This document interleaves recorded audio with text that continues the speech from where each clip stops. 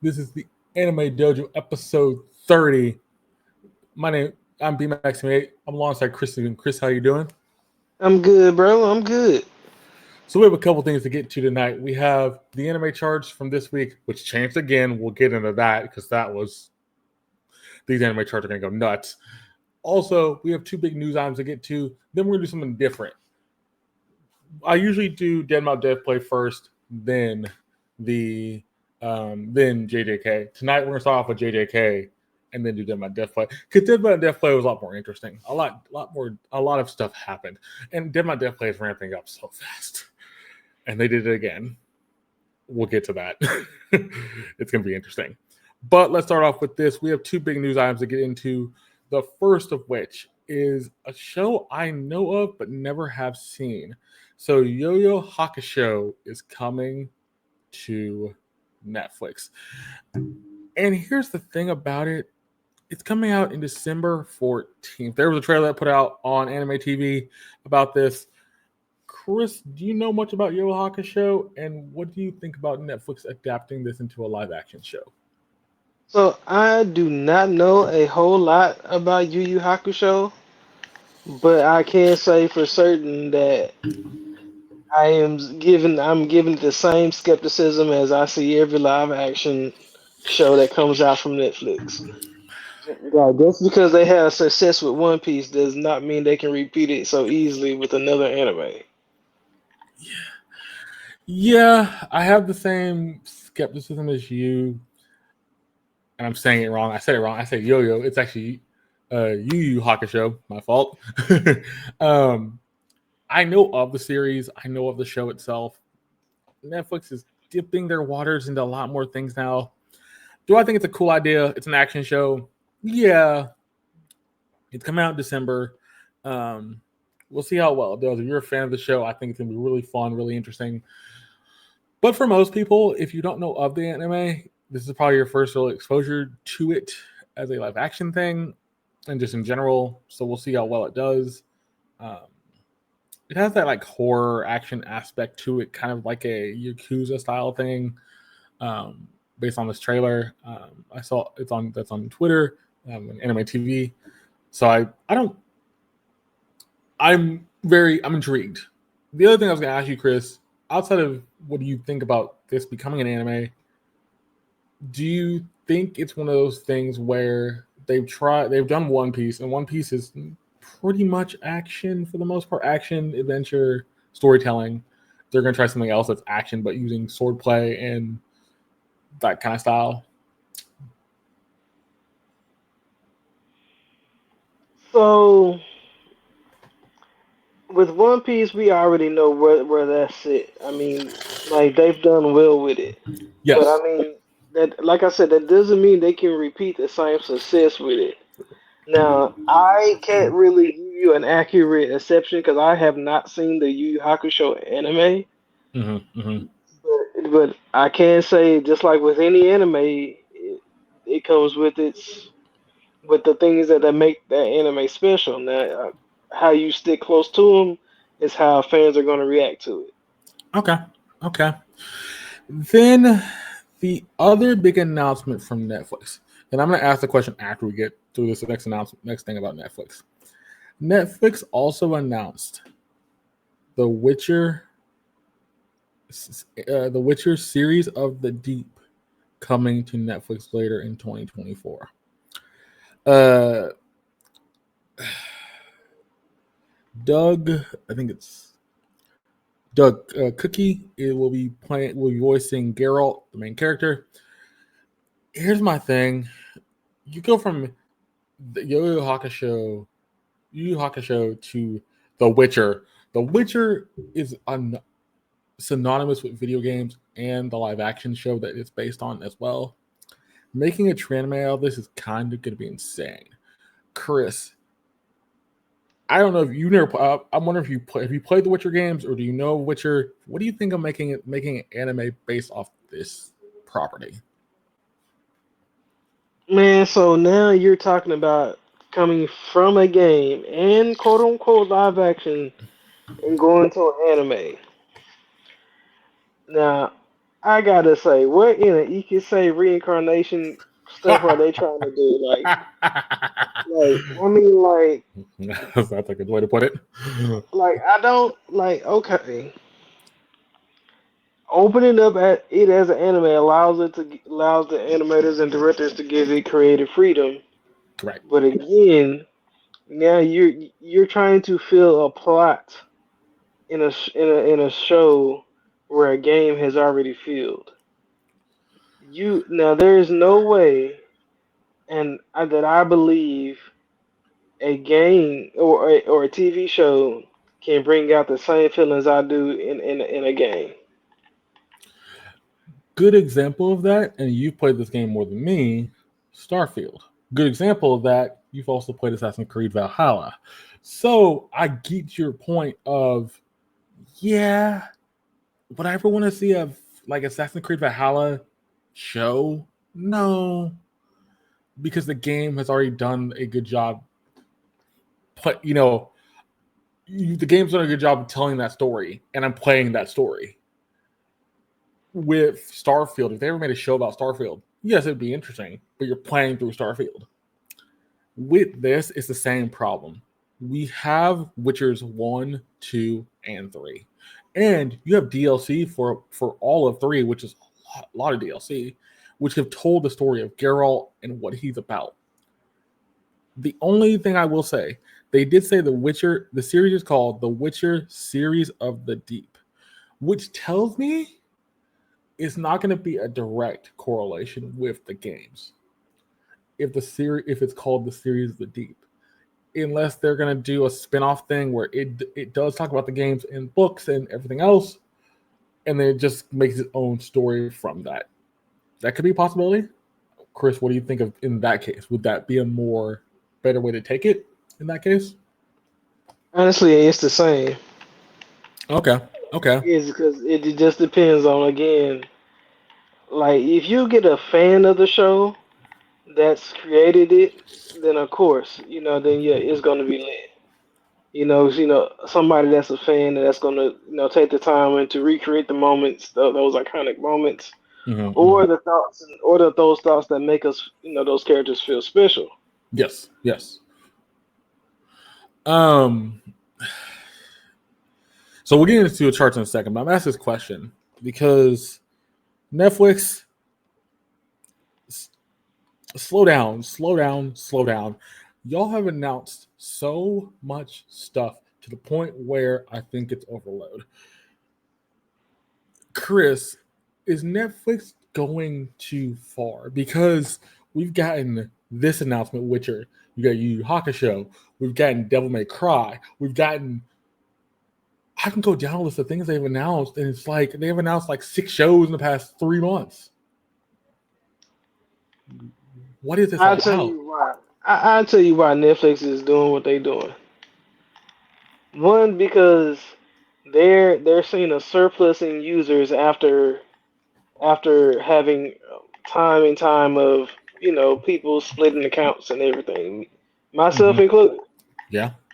So with that being said, can you blame them? Like, now that they got all this surplus of money coming in, they know they're gonna get money from One Piece and from One Piece. They can announce these things knowing, you see, man, like this is when, hanging out with Drew comes into play. Because things like this is how the media or the entertainment looks at profit and margins. See, Yeah. I can give you a loan based off of the success of this movie, Yeah. or the success of this show. Yeah. Um. Yeah, you're not wrong. I just think too. There's something that feels off about this because the other thing I'm feeling like this is going to create is we kind of know that all these aren't going to hit. You have your fans. The two I think will hit Devil May Cry and The Witcher. The Witcher, and I don't know why this has popped in my brain because I thought about it as I saw this live when I put this to our group chat. Do you remember when we went to Akon? We saw the really famous cosplayer who's who was cosplaying as Geralt. And I remember Drew mentioned the fact. It's funny. This is not this past year, 2 years ago, the first year that Chris and Drew went. And it's funny, he mentioned the fact that most people probably don't know what the games are, but they know what the live action is. And they've seen the live action character by Henry Cavill, of all people, play Geralt. Yeah. Like, and I remember you said we walked past it. He's like, you probably should be charging for this because this is people were we saw people lining. Like, I mean, I took a picture of him, but like people were taking pictures because he looked so cool. It was like a 1-to-1 recreation of that costume. I think that's gonna help The Witcher a little bit because The Witcher has that history of the games, but the live action helps it a lot. On the flip side, you have things like Devil May Cry, where the games for Devil May Cry are amazing. If you haven't played the Devil May Cry series, go out and play it for yourselves. The first 4 games of the Devil May Cry series are so much fun, and DMC is fun. It's probably the black sheep of the series, but it's fun in itself. And when they made Devil May Cry 5, that was really fun. But that's also Dante, who's iconic, who's been in Marvel's Capcom, who's been in PlayStation All Stars, who's also done other things, other properties as well. So I think those will do fine. I think the Yu Yu Hakusho one's going to be interesting because if you don't know the series, what's going to draw you in the action? Yeah, the action looks good based on the trailer, but that's few and far between. I'm worried Netflix is going to overdo it and announce too much. And I hate to say it, I think Netflix is going to cancel one of the 3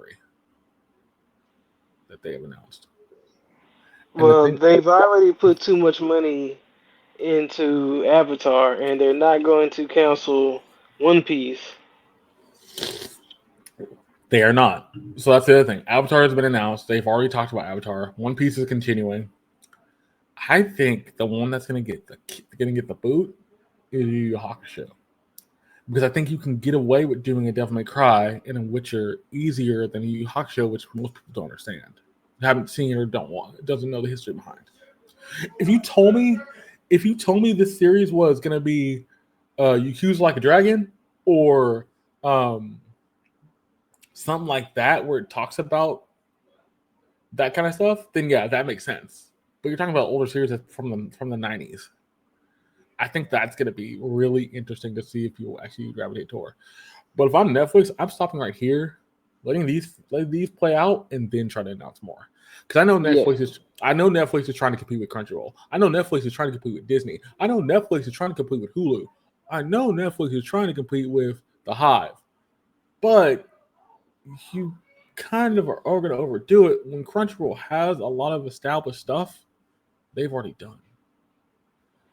And they've made a couple of their own, but at the same time, they also know we're going to keep the ones we know we can use, like JJK, like Dead Mountain Death Play, like Shy. This season's been insane, so we're going to get into the charts in a minute, but I don't think you can keep making your own stuff without having established stuff you can keep around. If they keep One Piece around, One Piece will do fine. One Piece will make them money. Which I feel like that's what they're going to do. And I think that's the thing. If they think One Piece is going to just make them buku money, go ahead. Make massive money, jump into these projects, see once one stick, and go from there. But if One Piece starts falling off slowly because of either fan interest or the fact that the One Piece as a series is so hard to adapt, we're at the point where we're going to have to start adapting 60 episodes in one arc. In eight episodes within an 8-episode season that's hour long. That's going to be hard to do and make it make sense. I think that's going to be the other thing that's going to be interesting, because you're getting the seasons that are going to be super long and super in detail and depth. How do you do that right? But Netflix makes all the money. They know what they're doing. I can't really complain because you are announcing things left and right center. But I think you're just going to have to take a break. Take a slow down, take a break, and let things cook. Well, I put it this way. If they quote unquote loaned out X amount of money for these shows, then at some point they're going to have to wait for a return on these shows. Correct. I think when we watched the One Piece, the first season, we watched it twice. Yeah, we're probably part of the problem, but it was that good. We watched it twice, so I'm gonna say this with all respect. But at the same time, it was like tops of the watch list chart for like a good bit of time because it was like one of the best things Netflix made. Right. And it was something original. Yeah, I get that, but at the same time, Netflix is not really known for their original content. They have a few things that do well. Also, by the way, they're making Scott Pilgrim vs. the World. We're also getting that for not to forget. So they are really, really diving into the anime world now. And I think they're trying to survive enough to where people are going to continue on their platform. You've already raised the price of a monthly membership to absorbent amount like $17 a month or something like that. It's not worth that when there's not enough content, but the content has to be interesting.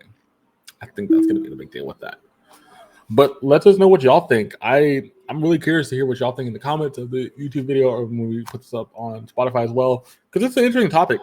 Netflix keep just bringing out things, and I think they put out a couple more things earlier this week that I didn't find yet. But it's just kind of like, what is next for them? What are they trying to be? Are they trying to be the second dog in the anime fight, or are they going to try to be in the top three, where they're behind maybe Crunchyroll and Disney, or Crunchyroll and Hulu, or something like that? Well, here's the thing. I think there's going to be a deal made for them to because think about it. Amazon Prime now has a partnership with Crunchyroll to show their entire library. Yes, they do. On Amazon Prime. I mean, also Sony did the thing where we're like, okay, Xbox, y'all bought Activision. You know what?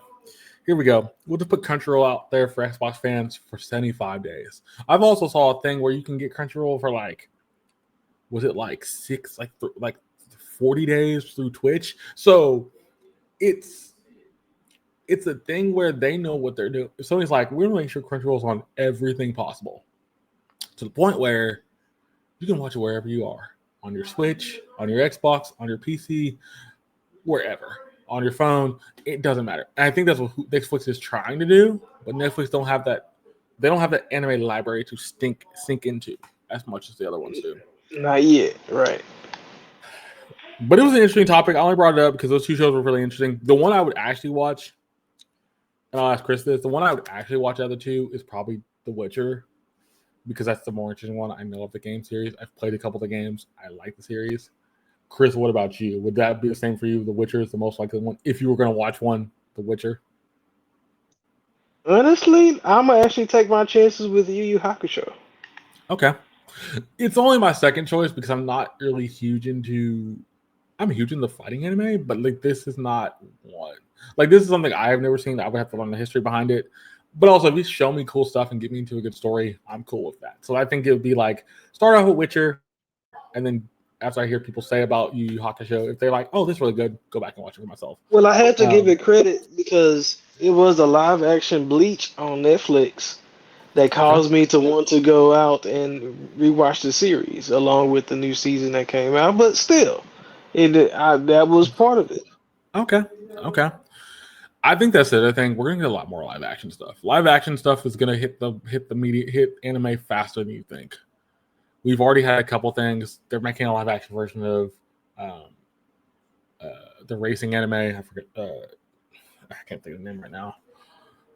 And it's just live action is gonna be the new king, basically, of anime. Outside of animation stuff, I think live action is gonna be the new. You want to do something after you've done an anime, make a live action, see what it does. That's kind of what they're trying to do. But now let's get into these anime charts. These anime charts are for week 6 of the anime season, November 3rd through November 10th. So these charts start off with the Attack on Titan final season, the final chapter, special 2 that went to 1. We have JJK at 2, went 3 spots. Crimson moved up 9 spots to number 3. We have Beyond Furious Journey dropped 3 spots. They were at 1 originally. They're at 4 now. The Apothecary Diaries dropped 1 spot. It was at 4, and now it's at 5. The Shadow Season 2 came back in at 6. Spy and the Family is at 7, went up 2 spots. They were originally 9. Dr. Stone is at 8. It came back in at 8. Dead Mount Deathplay, which we're going to get to at the end of this, at the second show we're going to watch today, is up 5 spots at 9. And Tier Room Empire went up 15 spots from where it was at 25 to 10. Chris, what is the biggest takeaway with this anime chart? Let me go back and look at this again, man, because my eyes still don't believe how much this chart has changed. this chart changed so much to the point where the thing was, I am not shocked by Attack on Titan getting 1. I get Attack on Titan being 1. It's the final and they did say this is the actual final episode. This is the final episode of Attack on Titan, which started in 2013. Mind you, 10 years. So that was a big deal. JJK getting back to 2, cool. Crimson jumping 9 spots, I think that was really good. It was at 10 originally. It went up to 3, or was that? Yeah. And then everything else from there dropping. I get why that dropped. But as you're looking at it now, Chris, what do you think about this chart? Man, okay. So Attack on Titan deserves to be at that spot. Let's just be honest. They've had a long run of epic series. I, for one, am about to re-begin the journey for the 4th time and actually watch it from beginning to end. So that's how much I'm. Okay, so Jujutsu Kaisen, with everything that happened in that, also deserves at this spot because holy ish, if they come with the action in that one and the story. Oh my god. Mm-hmm. Ronda Crimson, I'm still trying to get into, so I'm still trying to see what the hype is. Okay. Tyrion, Apothecary Diaries, The Eminence of Shadow. I did see season 1. Cool. Spy and Family. I need to just binge watch you because I already know you good. Once more, bro. Once more for the 3rd to 4th season in a row. Dr. Stone is holding the number 8 spot. Oh, you're right. So you weren't kidding when you said Dr. Stone stayed at 8 or stayed in the 8th spot for the last 3. Oh, wow. That is insane. Yes. How? That's not even Bro, possible. Dr. Stone is good. It's consistent. It's funny. It started when we started the first part of the season. It was at 5, then it dropped to 8, and it stayed at 8 since then, which is not bad. I give credit for that. Yeah, Dr. Stone is a good one. I'm actually shocked that the one I'm shocked about, because I need to catch up on Spy and the Family. I like the show, but I haven't had time to catch up on it because I've been watching other things. But I'm actually surprised Spy and the Family is staying up there because it's one of those ones where it's a spy thriller like Mr. and Mrs. Smith and some like things like that. And it doesn't really, it's a lot of story with some action. It just depends on what they're doing for that week. It's hard to always know where the story is going. It's more of like if Spy and the Family was a movie, it's like a little mini episode of like Mr. and Mrs. Smith as a TV show. I can't argue with Attack on Titan. I'm agreeing with you. I'm gonna go back and watch the full series. I've seen the first 2 seasons. I need to go back and watch fully through in English from the beginning because I want to do that. JJK deserves to be up there. I know Crimson is good. I don't know much about the Crimson series. I'm surprised Furnace Beyond Journey fell. Why do you think Journey fell?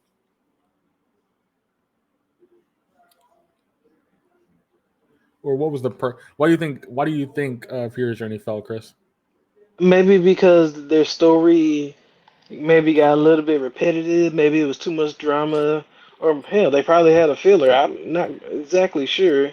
But I would like to know though. Yeah, that's an interesting one. You said you watched season 2 of Shadows, Enemy in the Shadows. You said the first season was good, so I can see why it got back in 6. I am beaming with happiness to seeing Dead Mount Deathplay get back in this chart.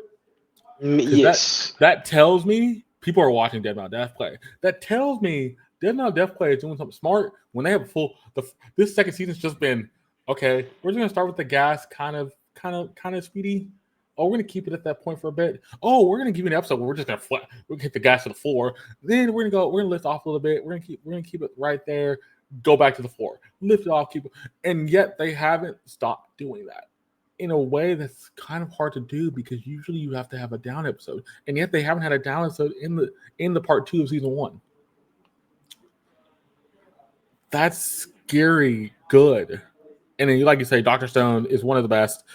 It has been around for, this is part 2 of season 3. Is that correct? Wait, of Eminence of Shadow? No, Dr. Yes. Stone. So Dr. part Stone, 2. yes. Part 2 Part of 2 of season 3.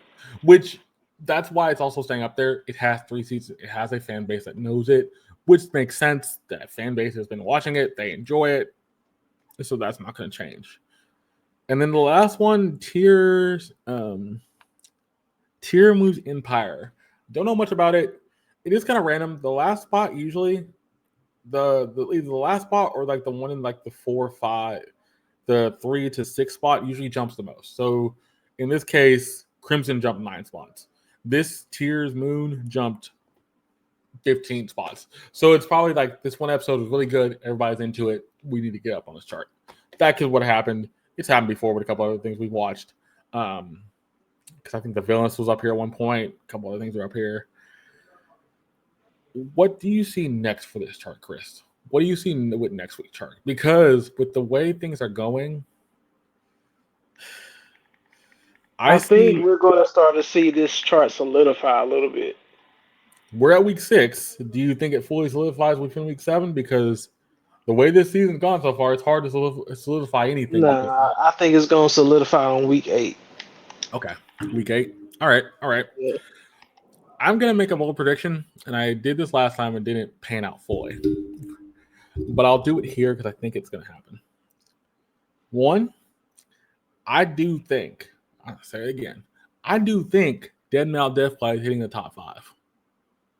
And I think this episode will do it. If you're telling me it jumped 5 spots to where it was a previous to get to 9, I think with this episode we're going to get here, I think it jumps to 5. I also think we see Shangri-La again in this chart. By the way, Shangri-La is the only thing that came in this chart 3 different times, and it's because it's that good. So I think that's going to be something you're going to be interested. We're going to be, or 2 different times, it'll be a third. I think Shangri-La is going to be in this chart again. It's going to be interesting to see what really holds steady, because I think it's just think of like everybody's watching everything or trying to watch everything, but they can't keep up with it all.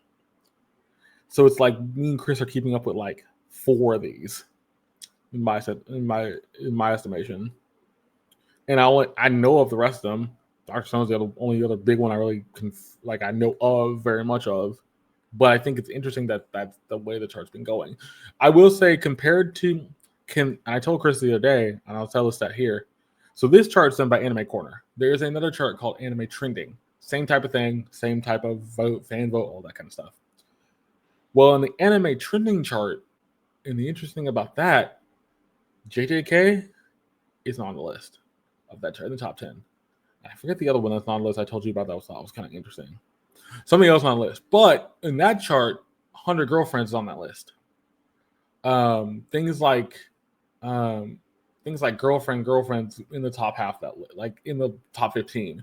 So Fury's End is in there. Dead Now Death Play's not even near the top of that list at all.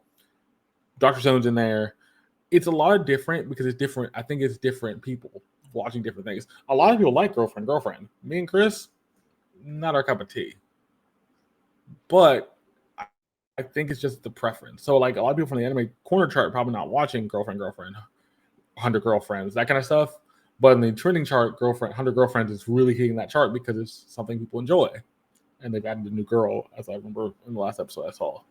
So I'm going to be interested, like what Chris talks about with the overall charts they do at the end of the year for Crunchyroll or Anime Trending, where what are the animes that really hit for that season and what that chart ended up as. But as we finish up the discussion, Get Up JJK episode 40. and this is gonna be an interesting ride. So we're getting into more fights, but this episode really hit well. Before we get to that, Chris, is there anything else you want to mention with the charts, or kind of what you think? Why, like I mentioned with the 100 girlfriend stuff and different charts, and what can that entail? I want all of our fans and listeners to try to keep an open mind on what they're watching and the things that they're perceiving. You know, a lot of these shows are really trying to have a helpful message, while some are just there for the action. So, and what you watch really has an outcome of the kind of person that you are. So think about that on as you watch the animes that you watch, or the TV shows in general. I totally agree with that. And actually, it's interesting. Girlfriend has a really good story about, and it's weird. Girlfriend has a story about like friendships and just like becoming together as friends, but at the same time, it's a romantic. It's a comedy. It's supposed to be funny. At the flip side of that coin, I think Mushi Tensei is more, and then with Jobless, I finished, and finally I enjoy the series.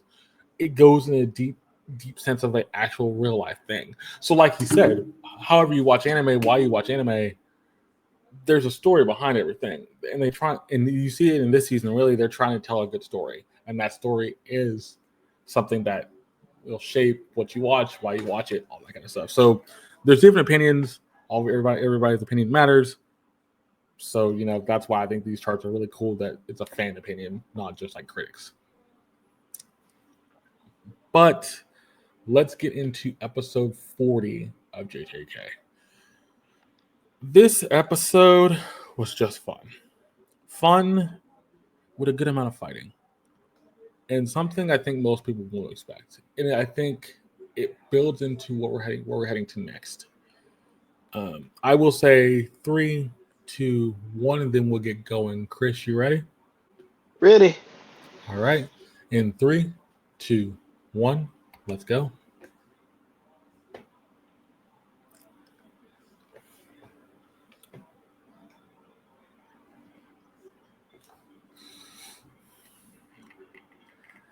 I will say Sukino is very creepy for a character. Bruh. They made him creepy in this, even though They let him out for a stroll in the park. yes.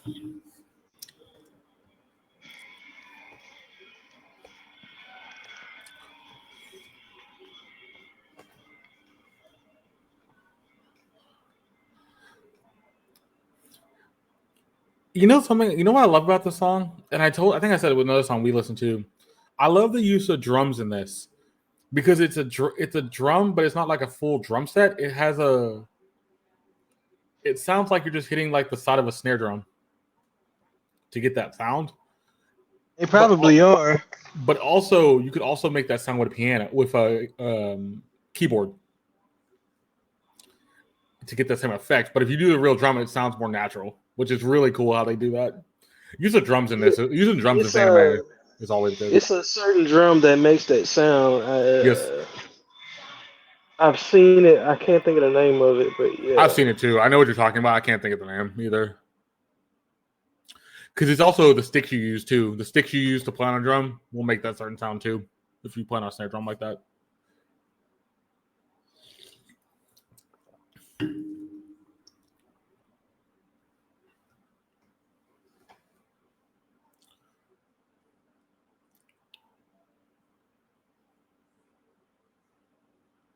And the episode is called Thunderclap.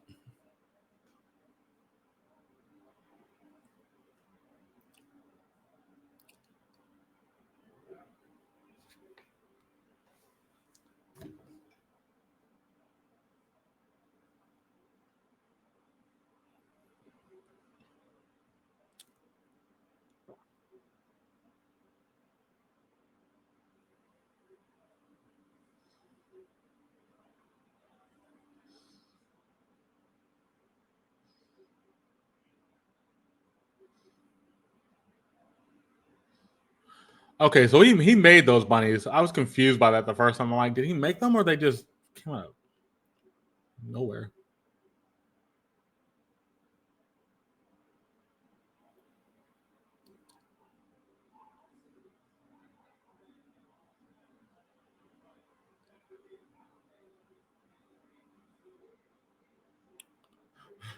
I love the fact he wasn't even looking at that. I can Megami attacking him. He just kind of like, I don't care. I'm just gonna block everything I see, which I'm not really saying. Oh, What? just all these hairs, bro. This scene. Oh, Yeah, all these rabbits. They're just spirits, right? They're not actually real rabbits, are they? correct. Okay. That is the one thing about that part. I was like, I hope they wouldn't use real rabbits for this, but I also know you could do anything. But they're rabbits because they quote unquote, repopulate quickly. Oh,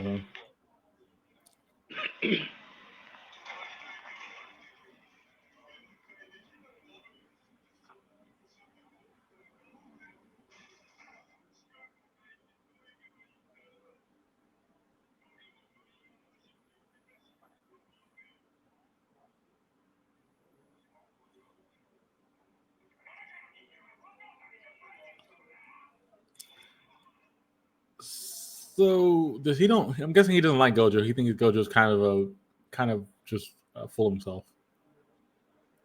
Pretty much. Okay. But that's how a lot of people or a lot of sorcerers view Gojo. Yeah, that's true. By the way, is this the only time we see this character? We don't see him in season 1, the one with the coat. Nope, this is the first time we see him.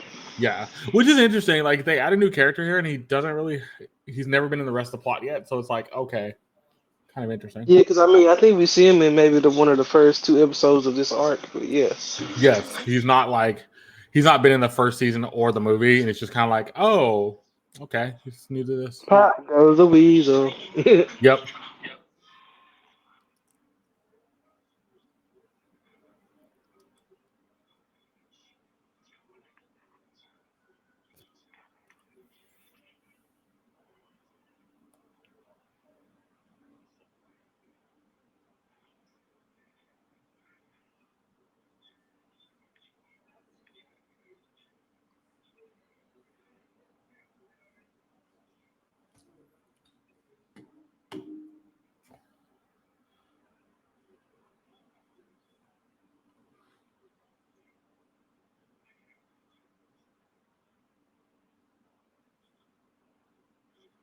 How did Panda know that already, though? Did he know that he could feel the energy? Yeah, he has a hearing, like kind of like sonic hearing. Oh, sonic hearing. Okay, that makes sense. That makes sense. Man, you were gonna kill your own. Jeez. He sure was. It's funny. He kicks the car, and I'm like, he's just gonna do that without even thinking about it.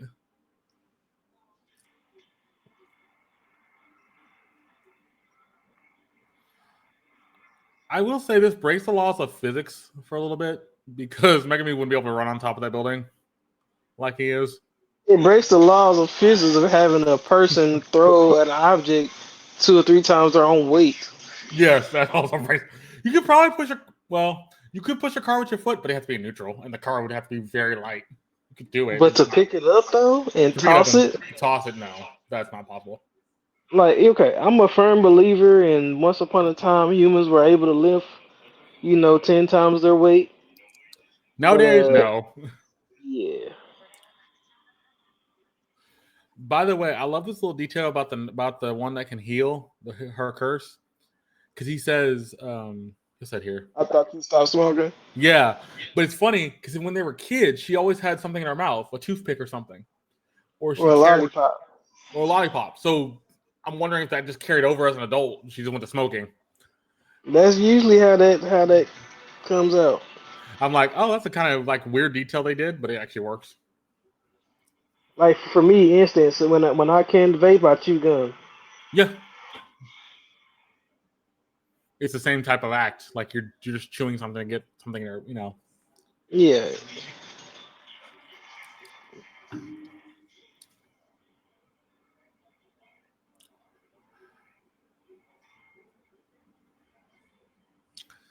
When he's saying he wants to make sure he only gets injured, he sells for injuries that he can heal. He's talking about the the nurse, right? Yep. Okay, that was the point.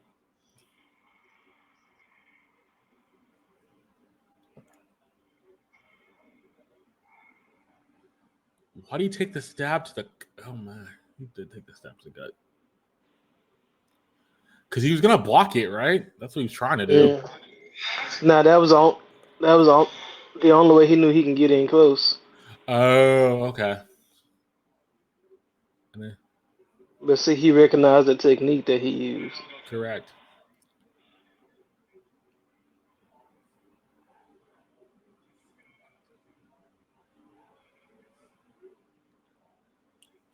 So did he just literally sell his son to the Zenin clan? Is that what he did? Yep. Yep. And technically, we don't meet Megumi's mom, right? We don't see his Nope. mom. Okay. All right. Why would you sell him? Because you couldn't handle him? Listen to what he's saying. Not better.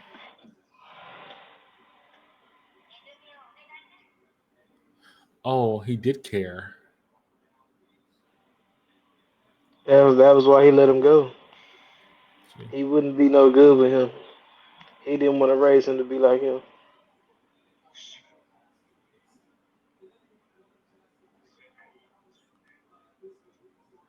And he's happy it's not Zenin. He kept his actual name. Oh, okay. I get that now. By the way, with a man who has no curse energy, that would not kill him. Yeah, it would. Really? We've seen a man do crazier things. Yeah, but when you do a self-inflicted act, man, it always ends in. Okay, so that's what they're saying. He did it to himself. He just ended his own. Okay. That's the only thing. That's the one thing I just can't like that disbelief because we've seen him do crazier things. I'm like, unless you're just saying he's like, oh, he just You know, that's the reason why they say that's the one unforgivable act. Yep. That's the one thing that nobody can save themselves from. It's the one thing if God don't give up on you, why would you give up on yourself? Correct.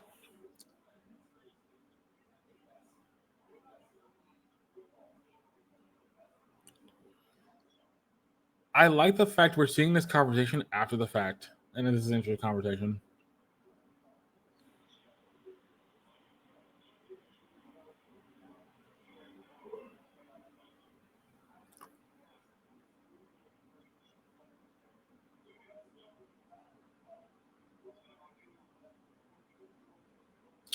So they try to help Geto complete his vision of destroying every sorcerer and getting rid of curse energy across the board. Now remember that was Ghetto's plan. Original plan, yes. Yeah. So then I want to know how and why did that little zombie parasite thing come to take over his plan? I don't think we're gonna ever see. Here's the thing with that. I don't think we're gonna get that backstory unless we get it through him fighting Mei. But I don't think they're gonna do it through the Mei fight. I think it's just gonna be it's not gonna be told about at all. But I want to know why too. How'd the brain get in his body in the first place? Nah, I think we'll see it eventually. We should. It's not something you just leave out.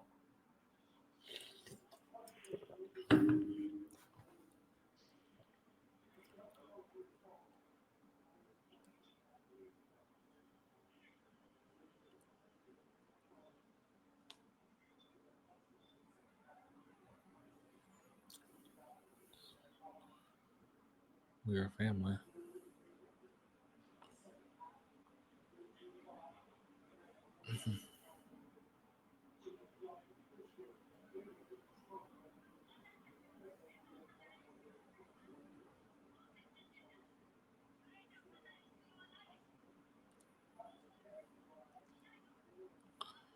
I hate indecisive men.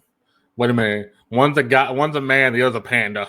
Like I love that. He's like see, here's the thing.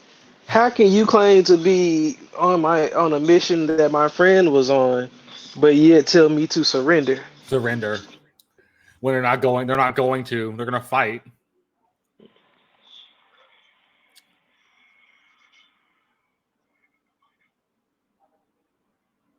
finna get crazy. Yes, it is. Light shut off. Who shut the power off? And you heard explosion. Oh, that's just creepy. He sounds like the Joker there. That creepy, like, clown-like laughed.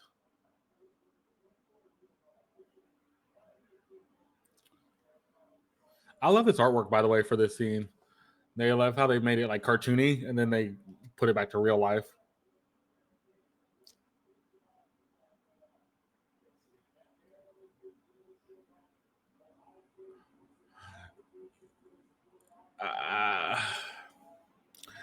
You know the funny thing? If I was him, I would have let Sukuna kill me. Because you ain't winning that fight.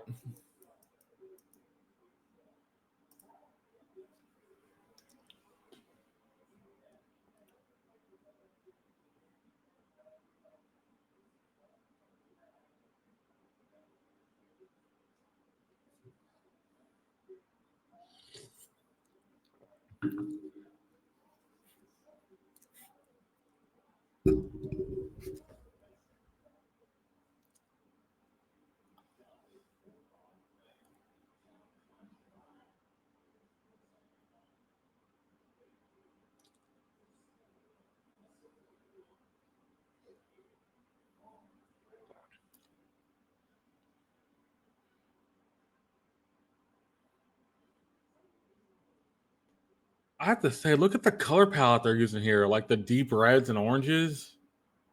Jeez.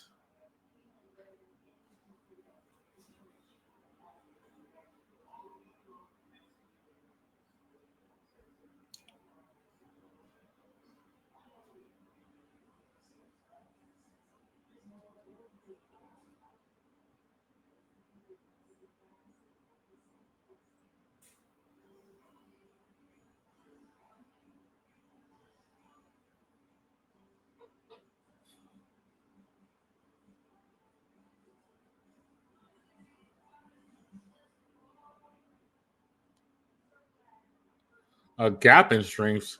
He's so far stronger than you. That's insane. Like, there's no way.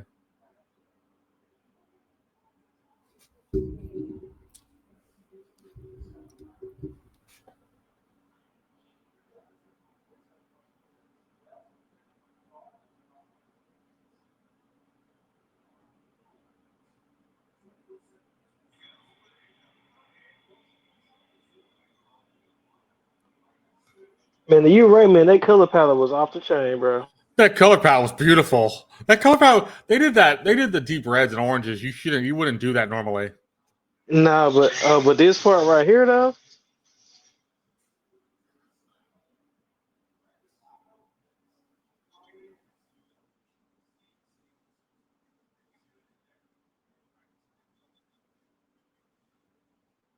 Yep, they're about to run. Oh wait, you actually cannot run in. You're gonna. Wait for it. Wait.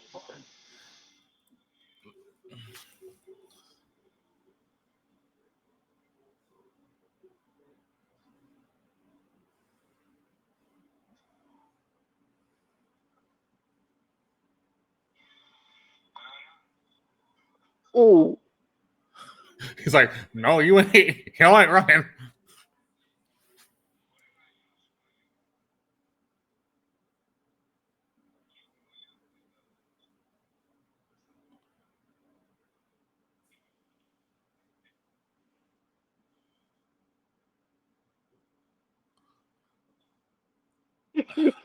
This is just insane. Yep, he clapped. They all gone. Everybody's left. They're like, nope, we ain't sticking around. But you know that was probably the most suspenseful part in this whole anime. Yes, it was. And it lasted all for about 10 seconds. 10 seconds, not even that. That was the most intense 10 seconds I've ever had in anime, bro. By the way, why are you listening to Sukuna? Why y'all listen to a demon? I don't get that. Outside the fact he said he would kill you. Like, how? Hey.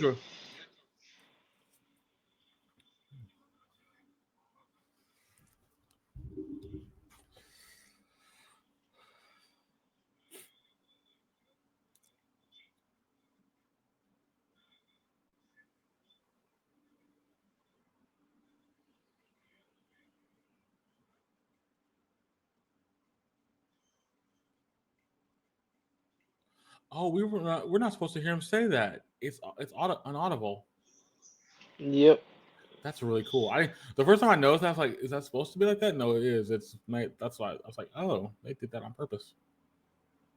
Like because he's mouthing, but You don't really hear it. You're not gonna hear him mouth off that. because he said he's not gonna reveal his technique. Wouldn't it? Oh yeah, I forgot. Ichidori wouldn't know his technique because he doesn't know what Sukuna is all about. That's true.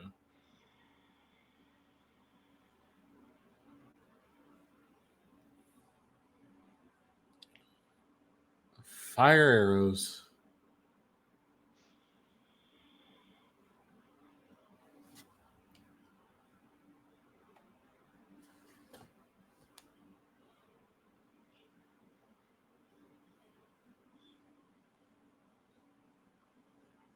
So Haname's the plant thing, and Dragon's the little red thing. Okay.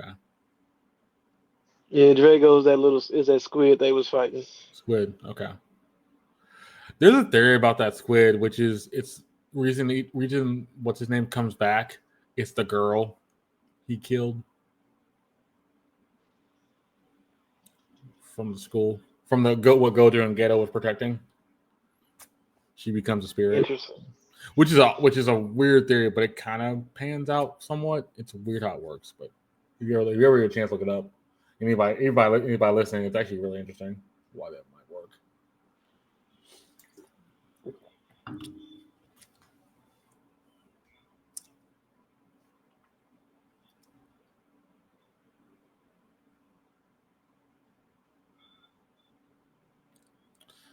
What does he mean by they want their position?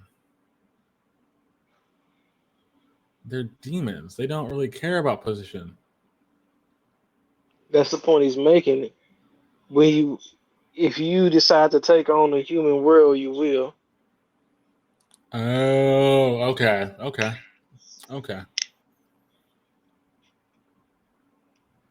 It's like if he was a real demon, you would have just done everything on instinct. Not with feelings or emotions or Mm-hmm. Okay.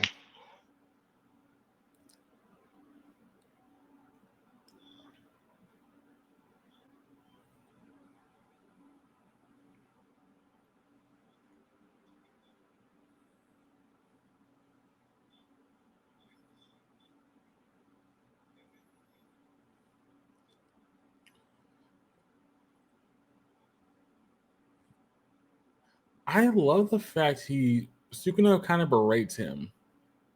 Yeah. But then at the same time, he praises him for a good fight.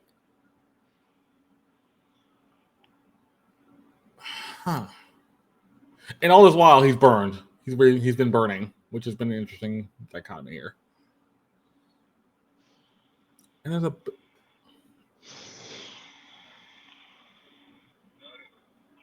question is, where is Itadori coming back? well, there's almost 8 fingers. There's almost 15 fingers in him.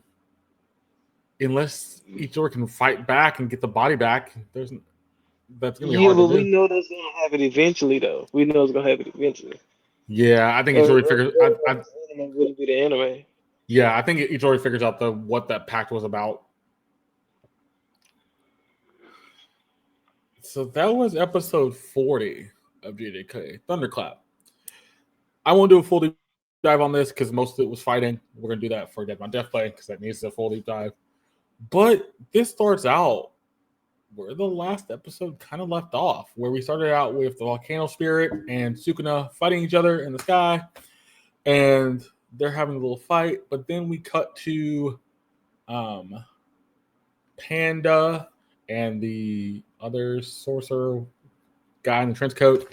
They're talking. Panda's like, we need to go find Gojo. He's like, what? And the guy in the trench coat's like, why don't we go find Gojo? Gojo this, Gojo that. I don't like the man. We have other reasons to do what we need to do. So they're walking around, looking for things, and then they stumble on these 2 spirits. One has an eye patch over them. The other is in this other appears a lady who has like this purple sweater with a little scarf around her. And I'm not going to go through their conversation, but the conversation that actually is more interesting is the conversation that the purple lady, the spirit, the purple lady who's in the lady in the purple vest or purple sweater with the coat, and the guy with the eye patch with the two girls and this new guy.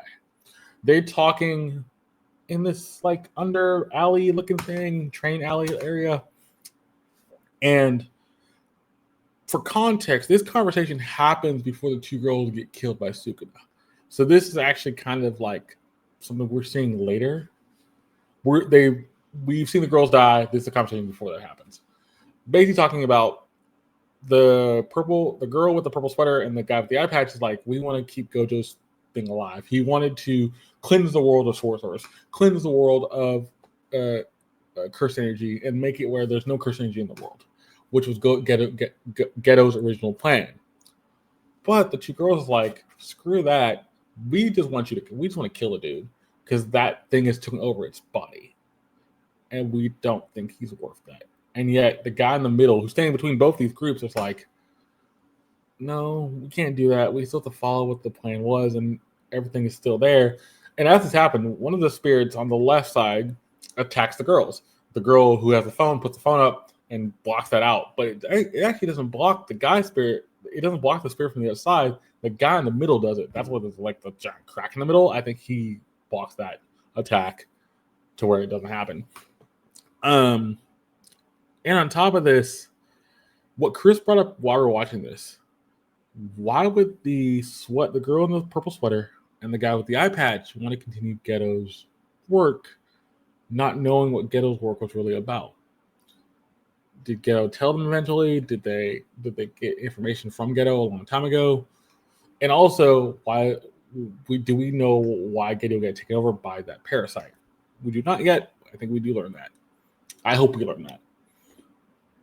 Then we get to, ultimately, we go back to the people who are talking. And they're asking about each other, why each other doing what. Are y'all sorcerers? If you are, surrender and we won't hurt you. Why would they surrender? They're sorcerers. We're still doing Geto's work. As it's happening, Geto and the volcanoes are still fighting in the background. Color palettes are beautiful. The deep reds, the purple, the deep reds, the bright oranges looks amazing. And the scene Chris marked out about, which I think is really cool as well. This fight's going on, and the volcano dude's like, screw this. I'm just going to make a giant fireball. He makes a giant fireball. Meteor level size fireball. Pretty much like size of a sun fireball. And like, you know what? I'm just going to throw this on him. I've tried everything else. Nothing else has worked. I'm going to try this. You know what? Zuko's sliding around the streets on ice skates, doesn't have a care in the world. He's like, he can't hit me, so I'm not worried about it.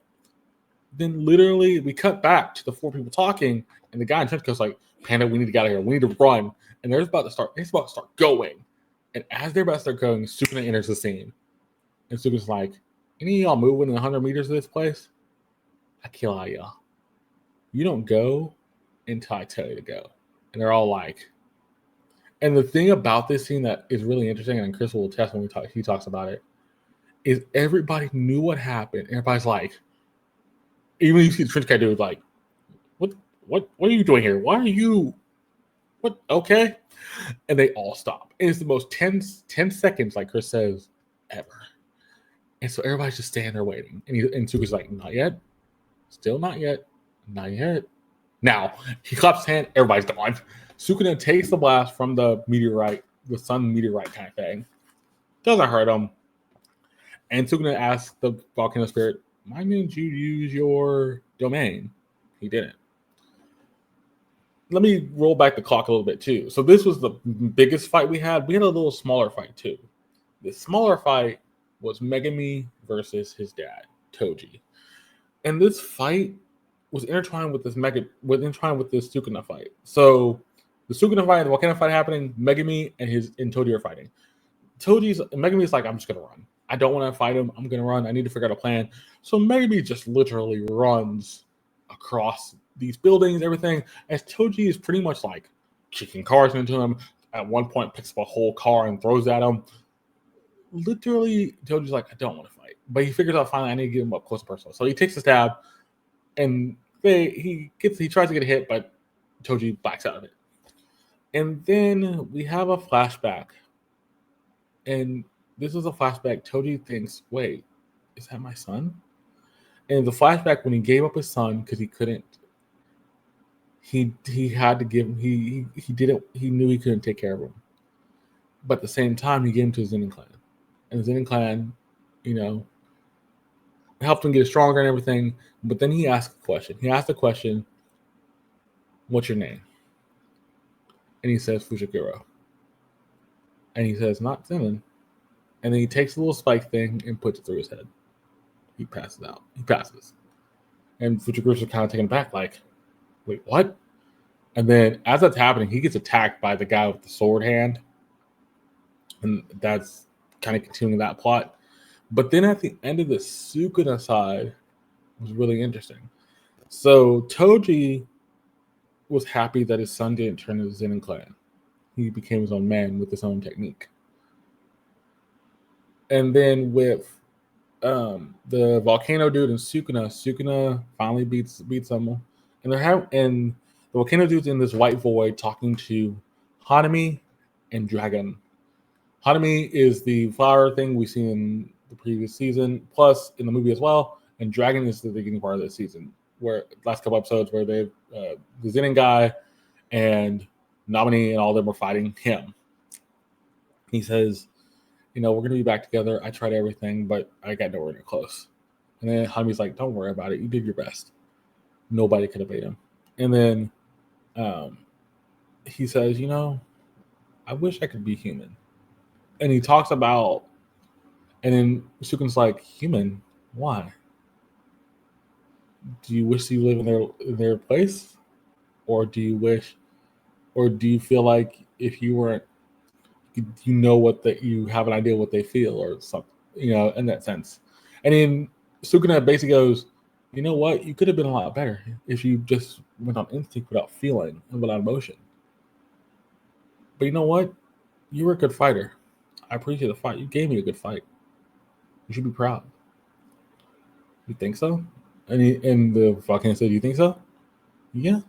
You're also very strong. And then you see this emotion, which is really cool. The volcano looks at his head. You see a tear come in his eye. And he said, what is this?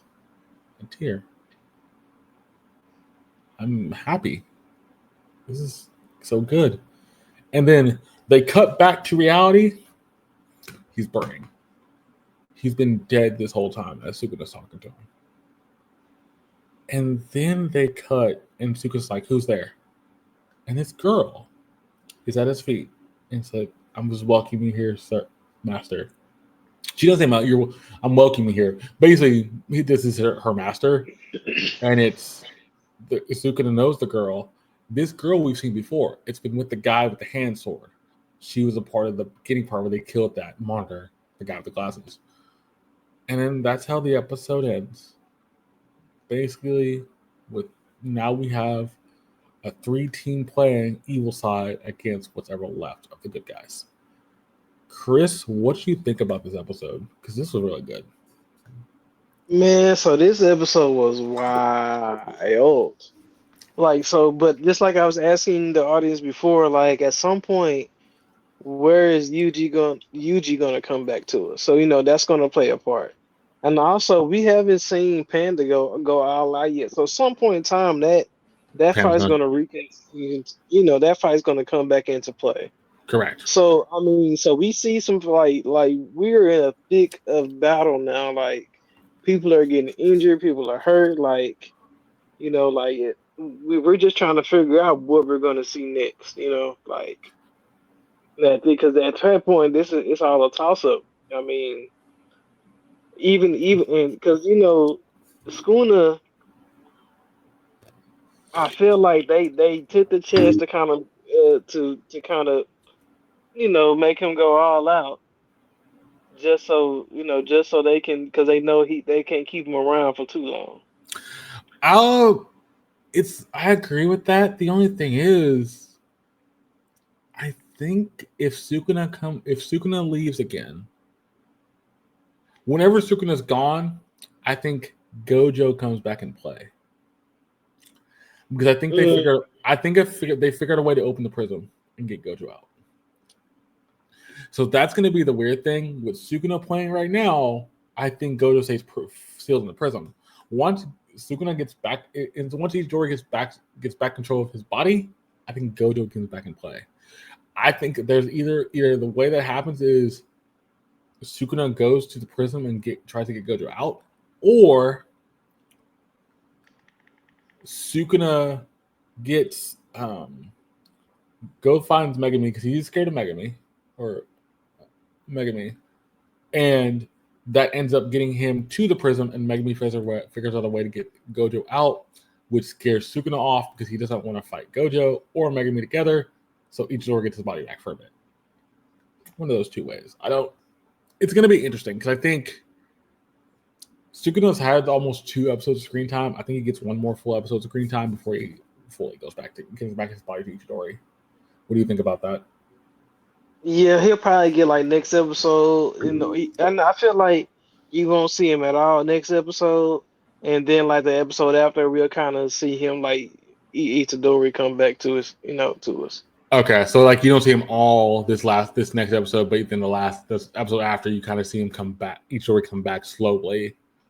Yep, okay. That's what I think. Did you like the flashback with the two girls, the lady spirit and the guy spirit, and the other guy spirit, the talk?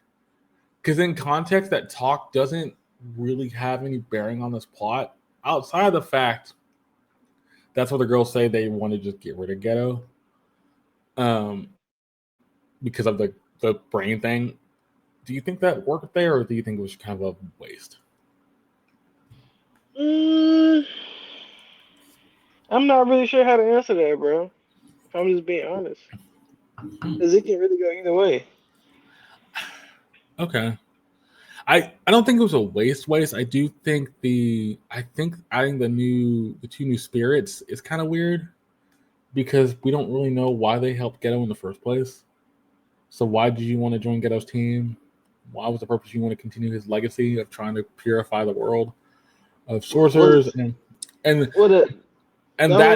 goes back to what I was trying to say about where does the parasite come in at?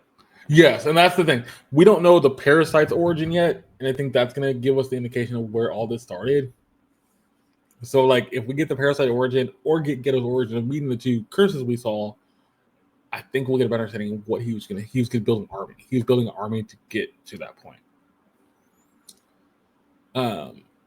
The only other thing I will say about this episode before we get into ratings and things, the color palette for this, the sound direction, the way you animated some of the fights, all of that was so well done. And it was so interesting because on one hand, you got a fight with Fuchiguro and Toji using animals and using just running away tactics and all that kind of stuff. And then you had the fight with the Volcano Dude and Sukuna, and it's more explosions and trying to do these big bang attacks, and it's just like they took out a whole building, bro. Like a whole building. They took out a whole building. Also knocked out entire city block at one point with that. Okay. Let me rephrase that because building can mean a lot of things to a lot of people. They took out a skyscraper.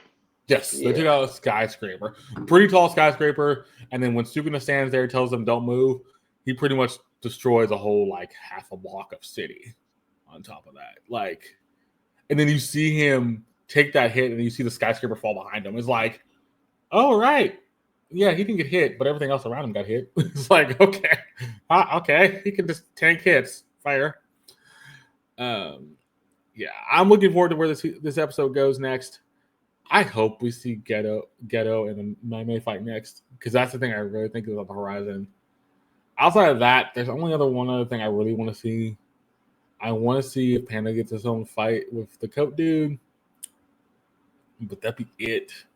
Because we're slowing down on fights because there's not much left in fighting purposes outside of those couple things there. So we're getting his body back. Well, who would he fight? Would he fight the new spirits we saw alongside Sukuna?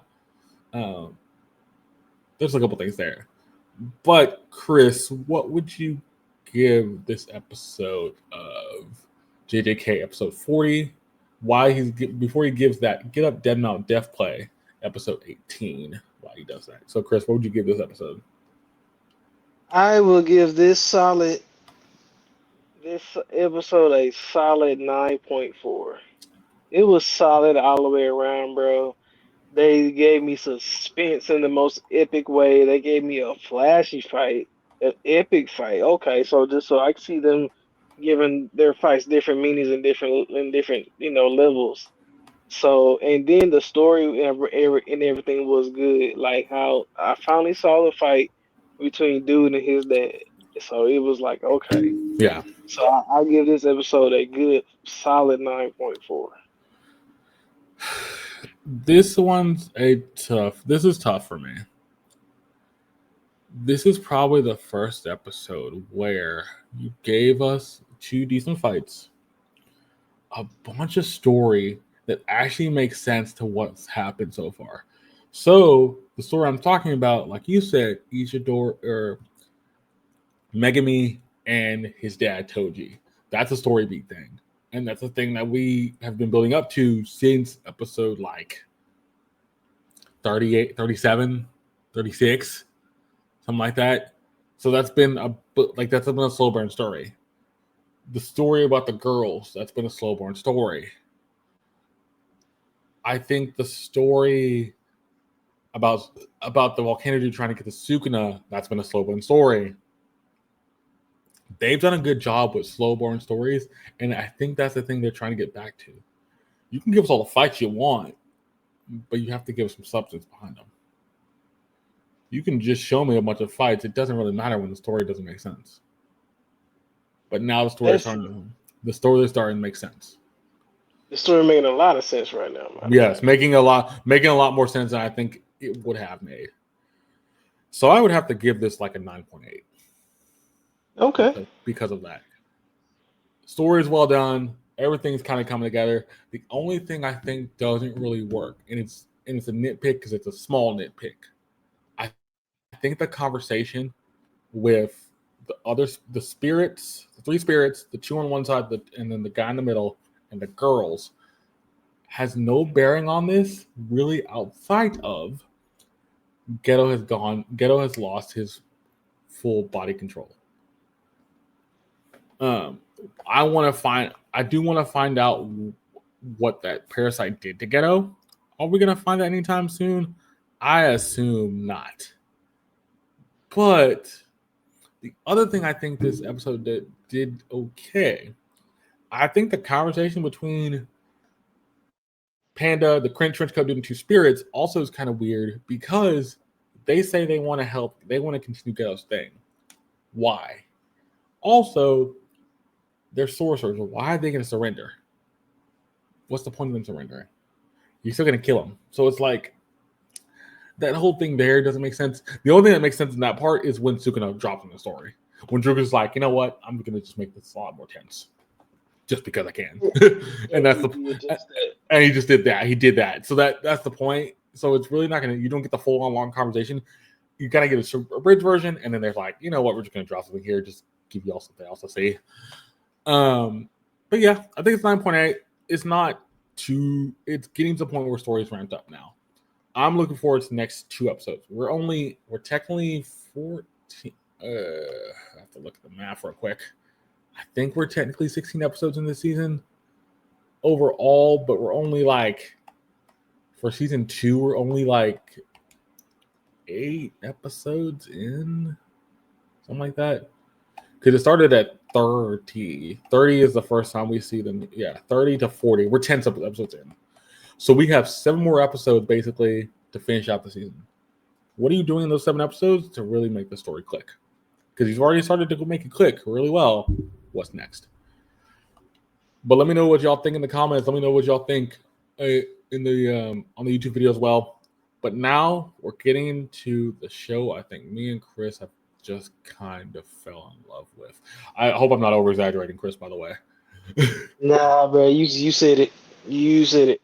Like, Dead Mount Death Play is just on another level right now. It's on a level where I think the first season was slow.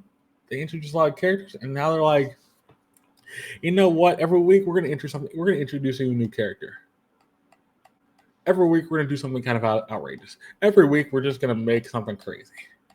And this episode goes that same route.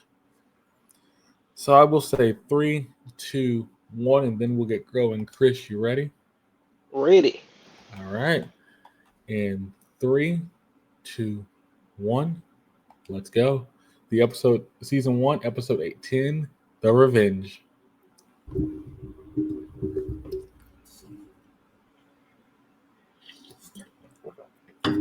I'm actually glad we get to see what he looks like in his normal human form, not as a pen. By the way, Right. it feels We kind of can odd put though. a name with a face. Yeah.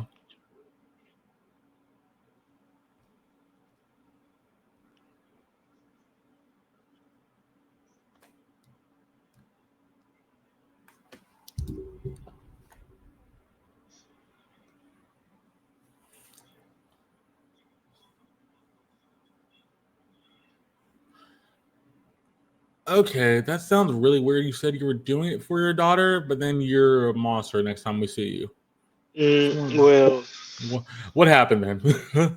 That's kind of the problem with that. can't say without giving away the story, man. Nope, Yeah. nope. I'm not doing that.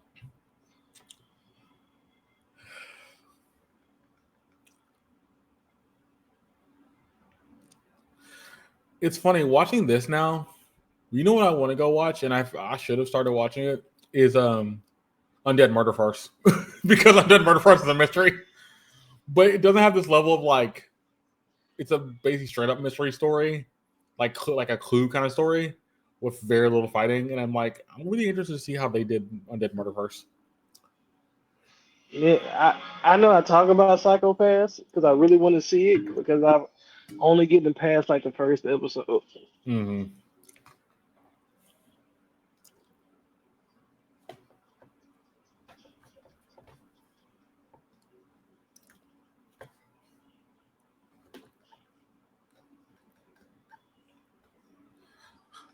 Still one of my other favorite songs in this anime season.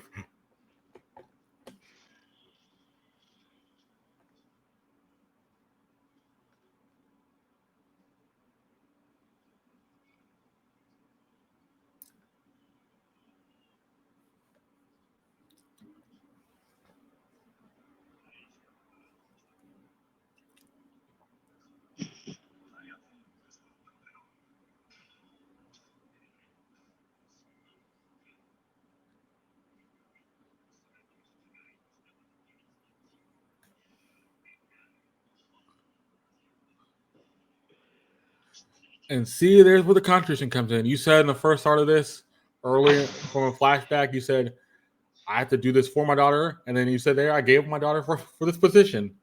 See, That's see, that's really contradicting.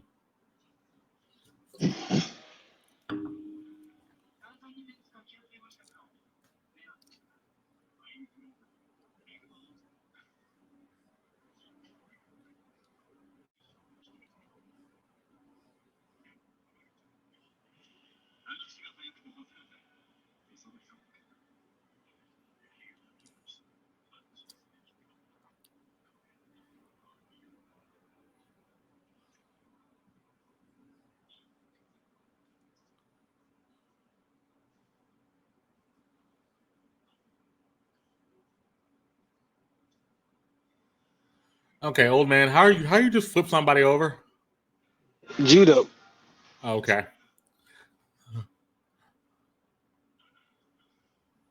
Pops. Oh, that's his dad. Okay, that makes more sense.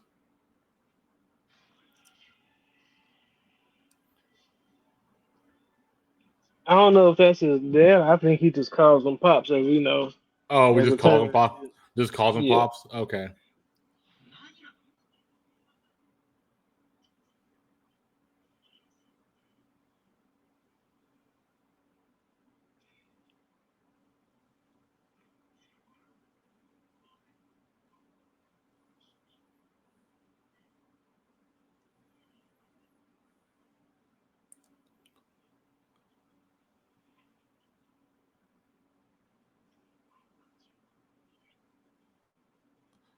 Oh, they tie it back to the car, the scene in the car, in the police car. How would he know about that though?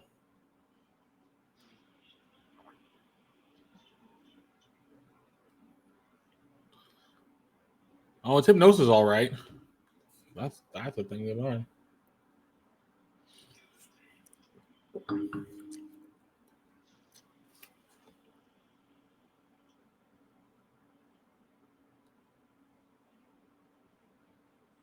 Okay, who are you calling?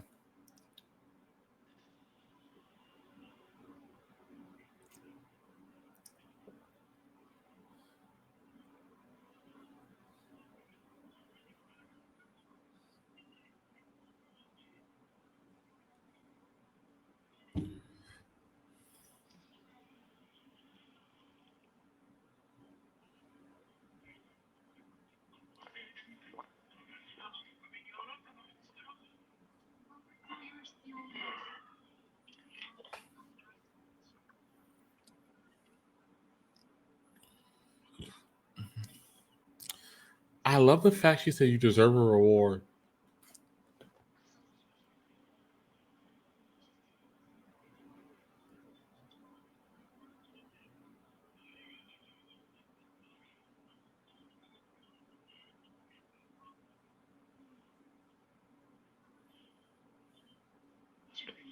You got it messed up, bruh. You don't seem to grasp the situation. Nope.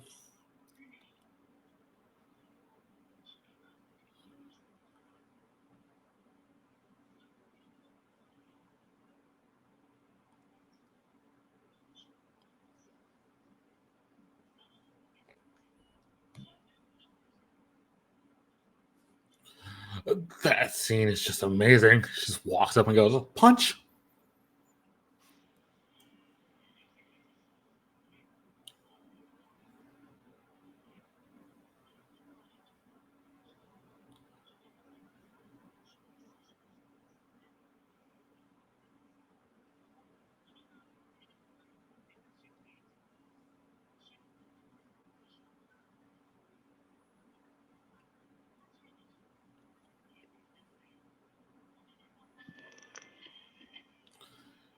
Basically, she's telling him instead of loving your child, you threw us to her. You gave us to her, and we just made him.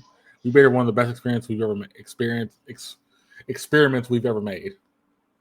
And now And now we're gonna I'm gonna let you let her kill you. Basically, that's kind of bad. honestly, bruh, I can't say he don't deserve it. Oh, he definitely deserved it.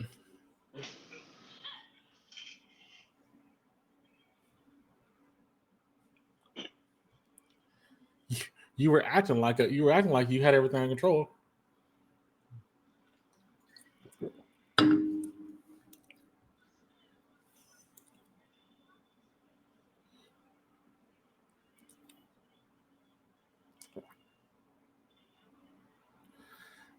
This is probably the one time I'm glad they're not showing it. You hear it, but you don't see it. Yeah, and it sounds intense enough. Yeah, it sounds like you're literally just breaking bones.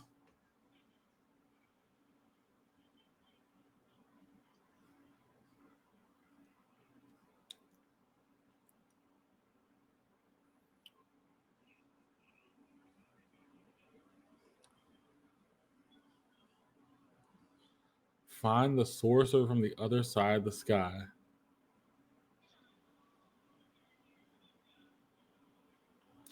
By the way, remember that line? Because it comes up again later.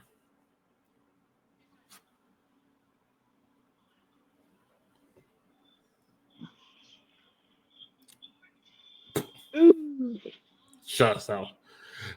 By the way, this is the point where I would have stopped talking and just ran. Yep. Like, why y'all sitting there? Run. I'm sure y'all sat there long enough to watch Yeah. her toy with him, so Like, and she's looking in y'all general direction.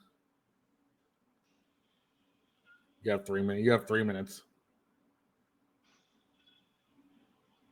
Oh, really? You say that now? Could have left about 5 minutes ago. After you took that shot, y'all should have ran. Right.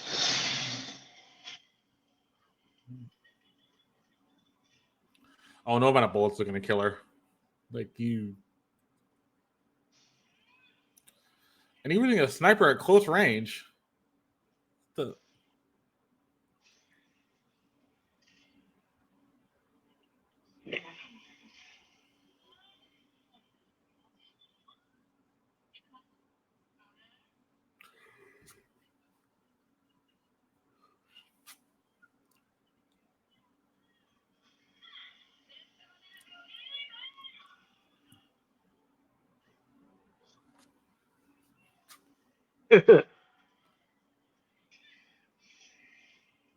Teasing them fights again. Yes, they are. I would love to see all of them fight her. That'd be beautiful. I'll take it. I will take that.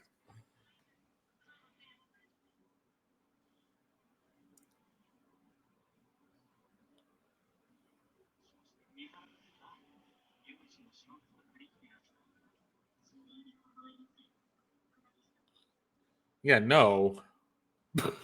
I love that line. She said it again.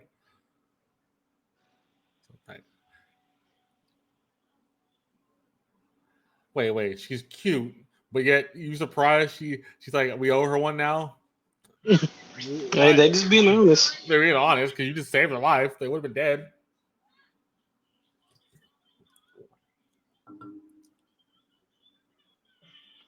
Wait, that was 3 minutes? That was a fast 3 minutes.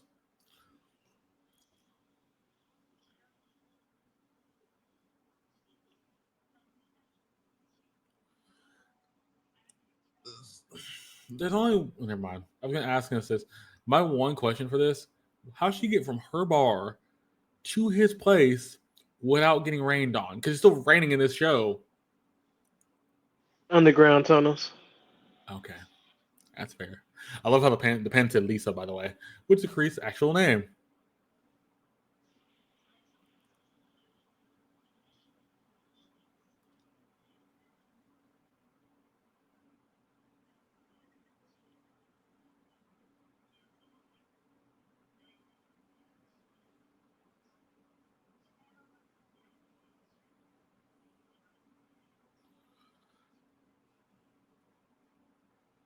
Wait, inherit the family fortune.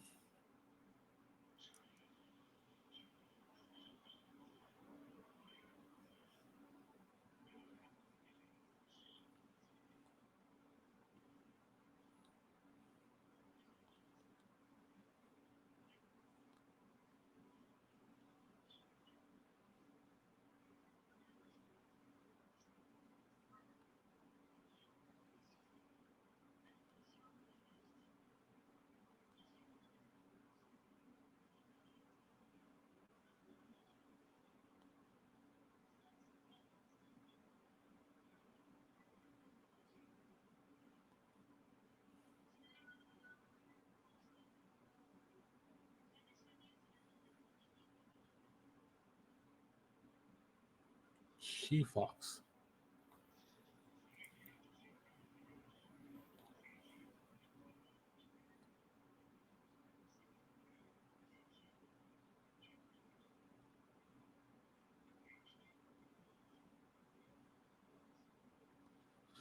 Oh, that's how you cover that up. Okay.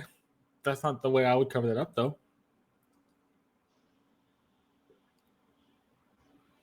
Because no way the blackout would have let Solitaire and the other dude escape easily. Because you were talking to Solitaire when that happened.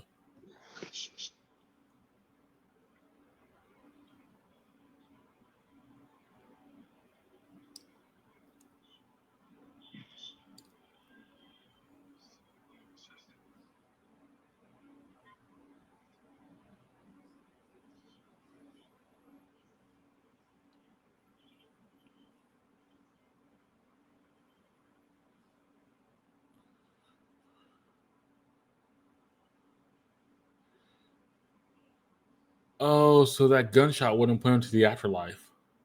Okay. Yeah, and he grabbed him from the afterlife. Right after that. Okay.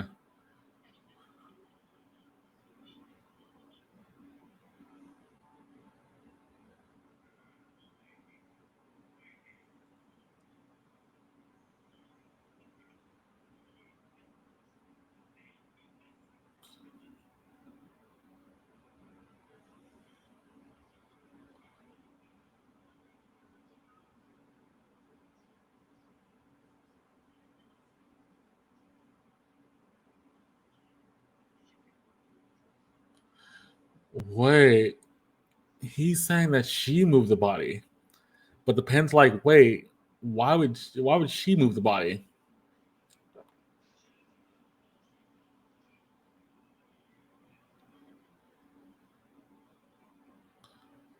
Well, they confirmed they were lovers. That's the one thing I figured.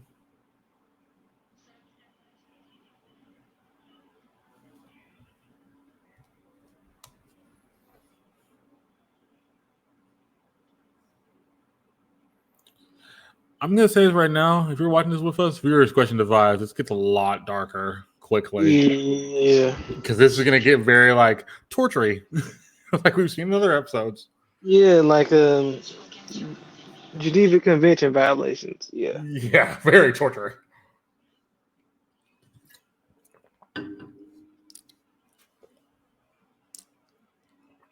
And this is where Perky eyes put up.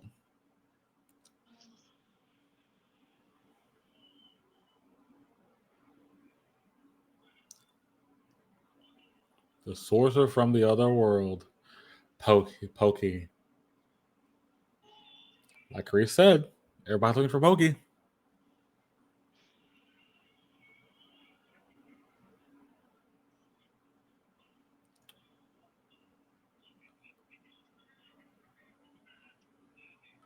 If I offer you everything, even my daughter.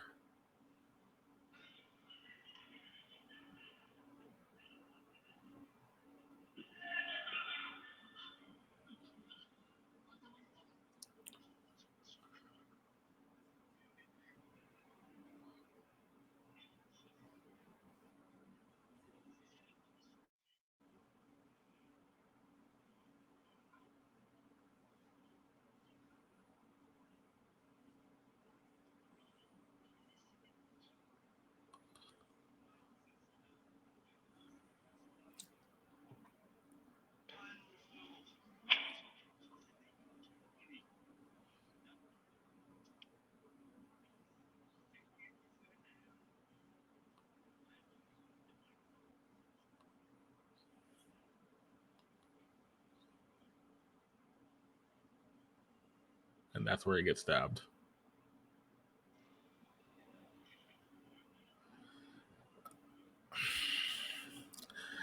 I hate to say it, before he became the corpse god, he was actually a pretty good dude. That's Yep. why he wants to stay a good dude. Yes, usually what happens to good people.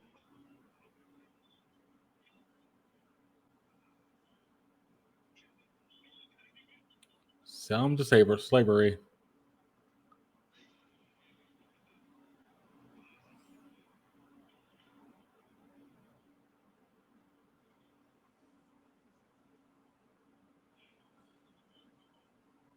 Mm-mm. He is mad now. He not happy.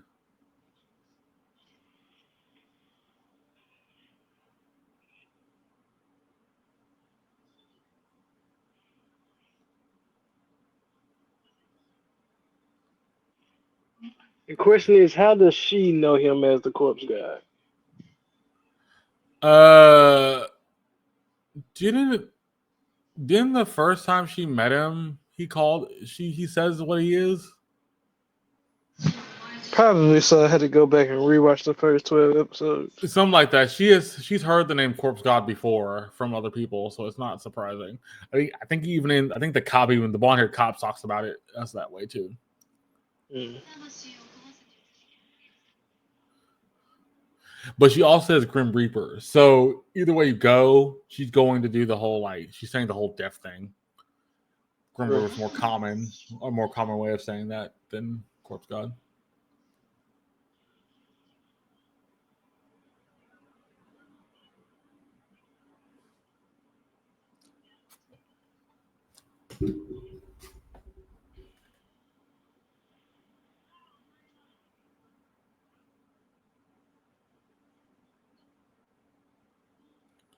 Third rank sorcerer.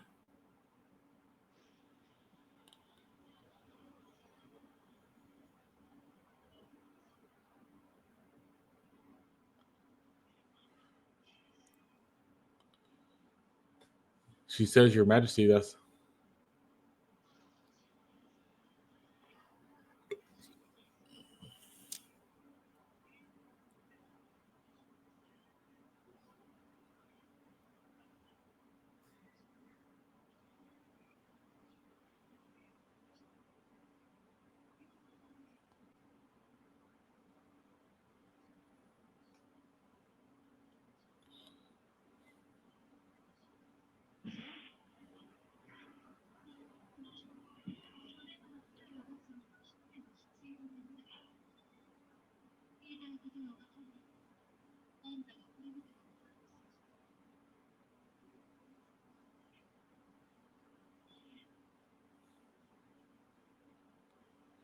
He was friends with them. He was friends with the Majesty.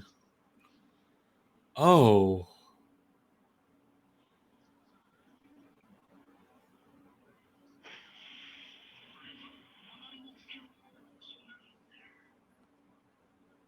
Father.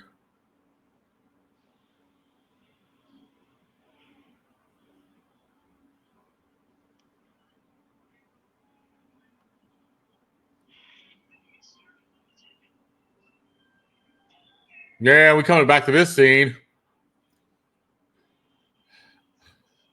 Oh, he about turned to like dust.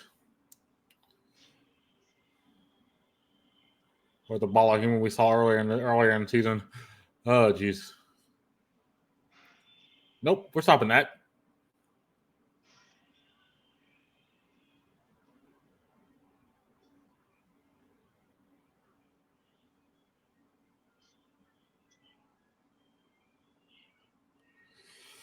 All right. Hey. Man, All it's right. like, what kind of grand stage are y'all trying to set up? That's my question. All right. So we're going through this piece by piece because this needs it. This needs it. So we kick this off. We left with the two. We start off with the two cops. The two cops are talking to the former senior commissioner. The senior commissioner says, "I did this for my daughter. I did this to finish my mission for my daughter." But he's not talking to. It's funny. So we don't. He's not talking to the cops. He's talking to the former cop in the flashback, and the former cop is the Penn we see now. And he's telling us, "I did this for my daughter. I need to finish. I need to see this through to the bitter end." By the way, that line comes back into play later. So then we cut to present day where he's fighting off against the cops. He says, "I did this for my daughter," but he goes, "I did this for my daughter to get more power. I didn't want to protect my daughter. I wanted to get more power." So he contradicts himself right off the bat.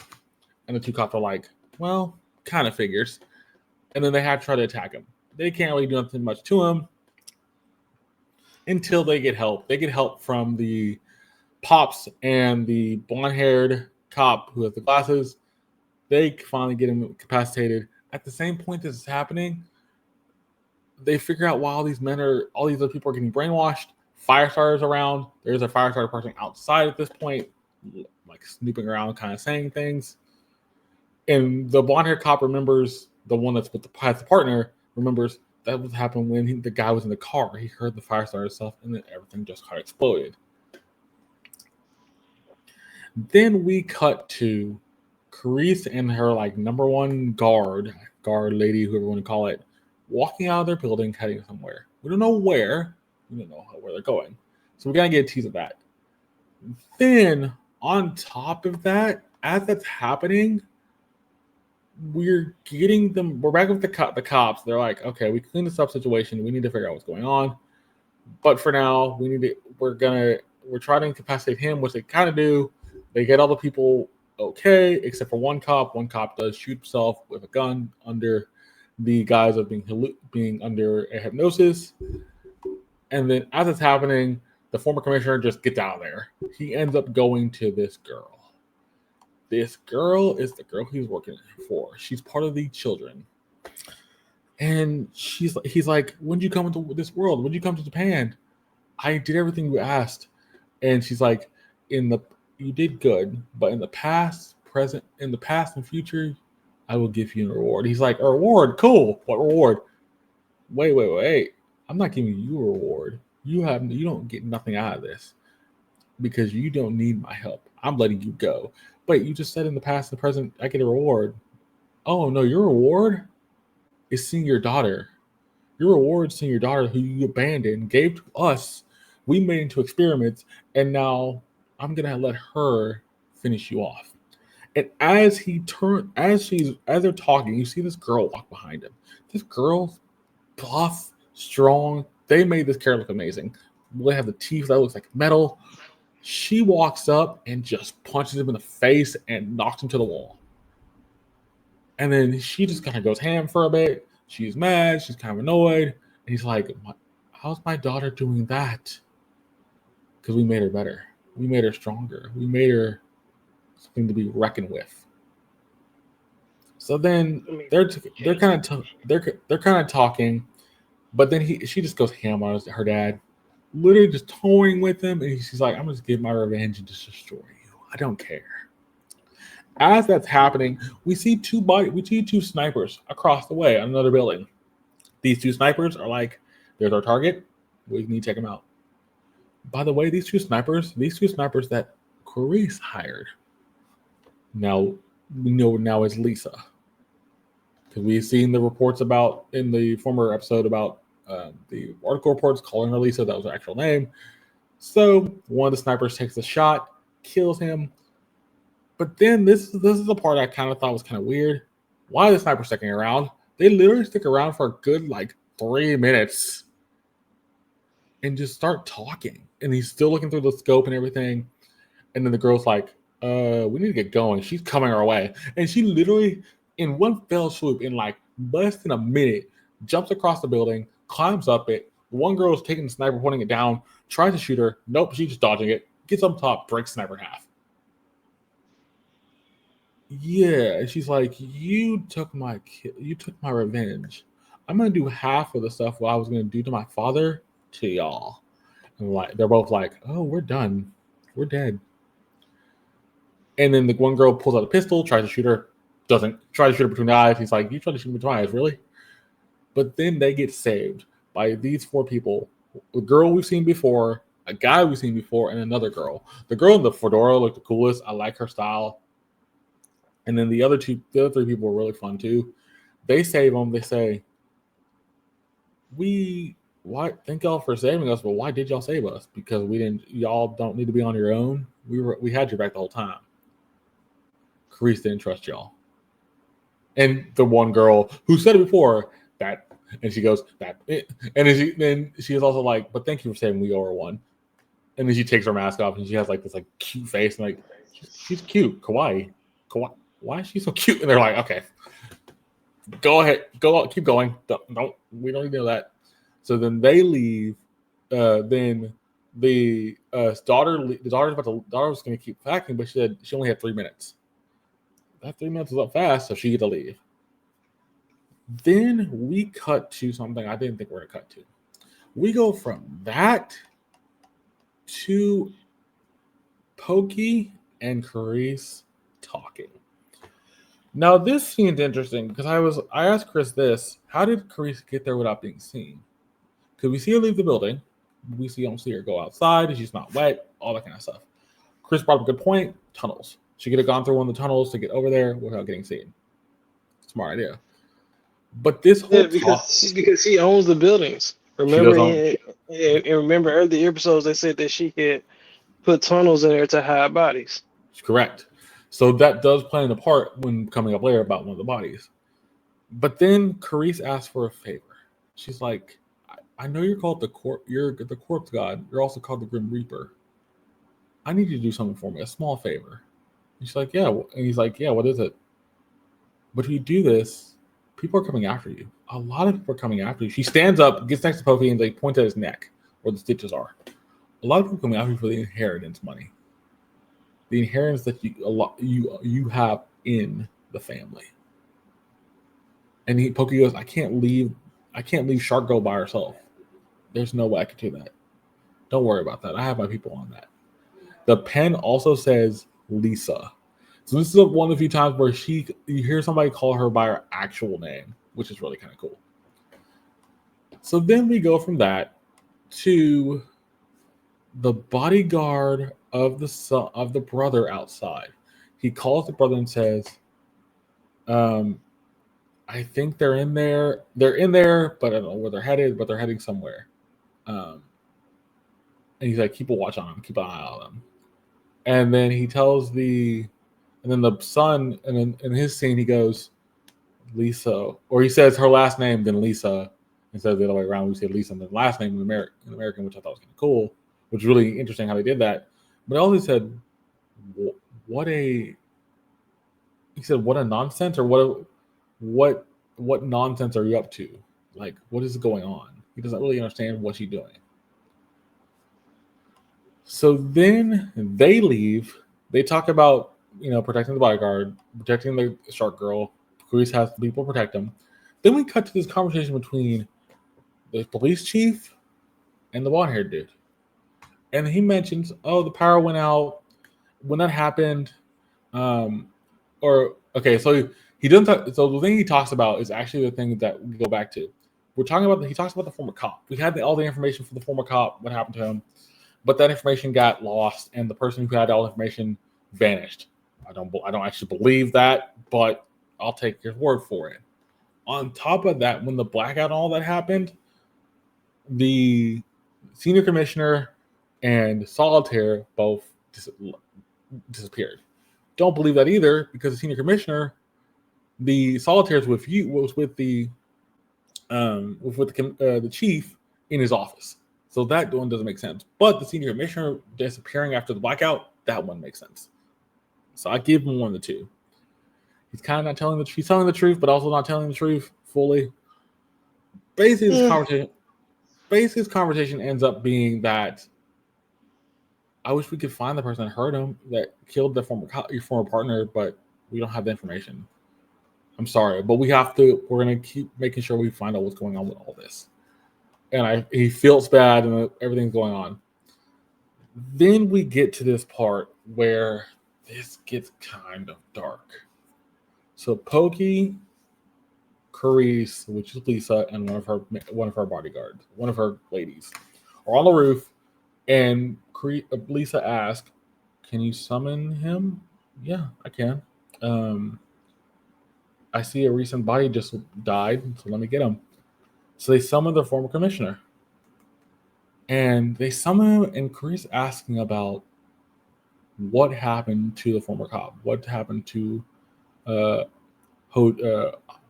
Or I think it's Hagzi. That's how you say it. Okay. Yes, thank you. And he kind of doesn't really give her a full answer. He kind of just waffles a little bit, and he finally says, "Why do you care so much? He was your former lover. You did something to him because you have all the blood splatter back there. You might have killed him." And then the pen's like, wait. Why you're involved, Commissioner? But why would Carice wouldn't we not do nothing like that?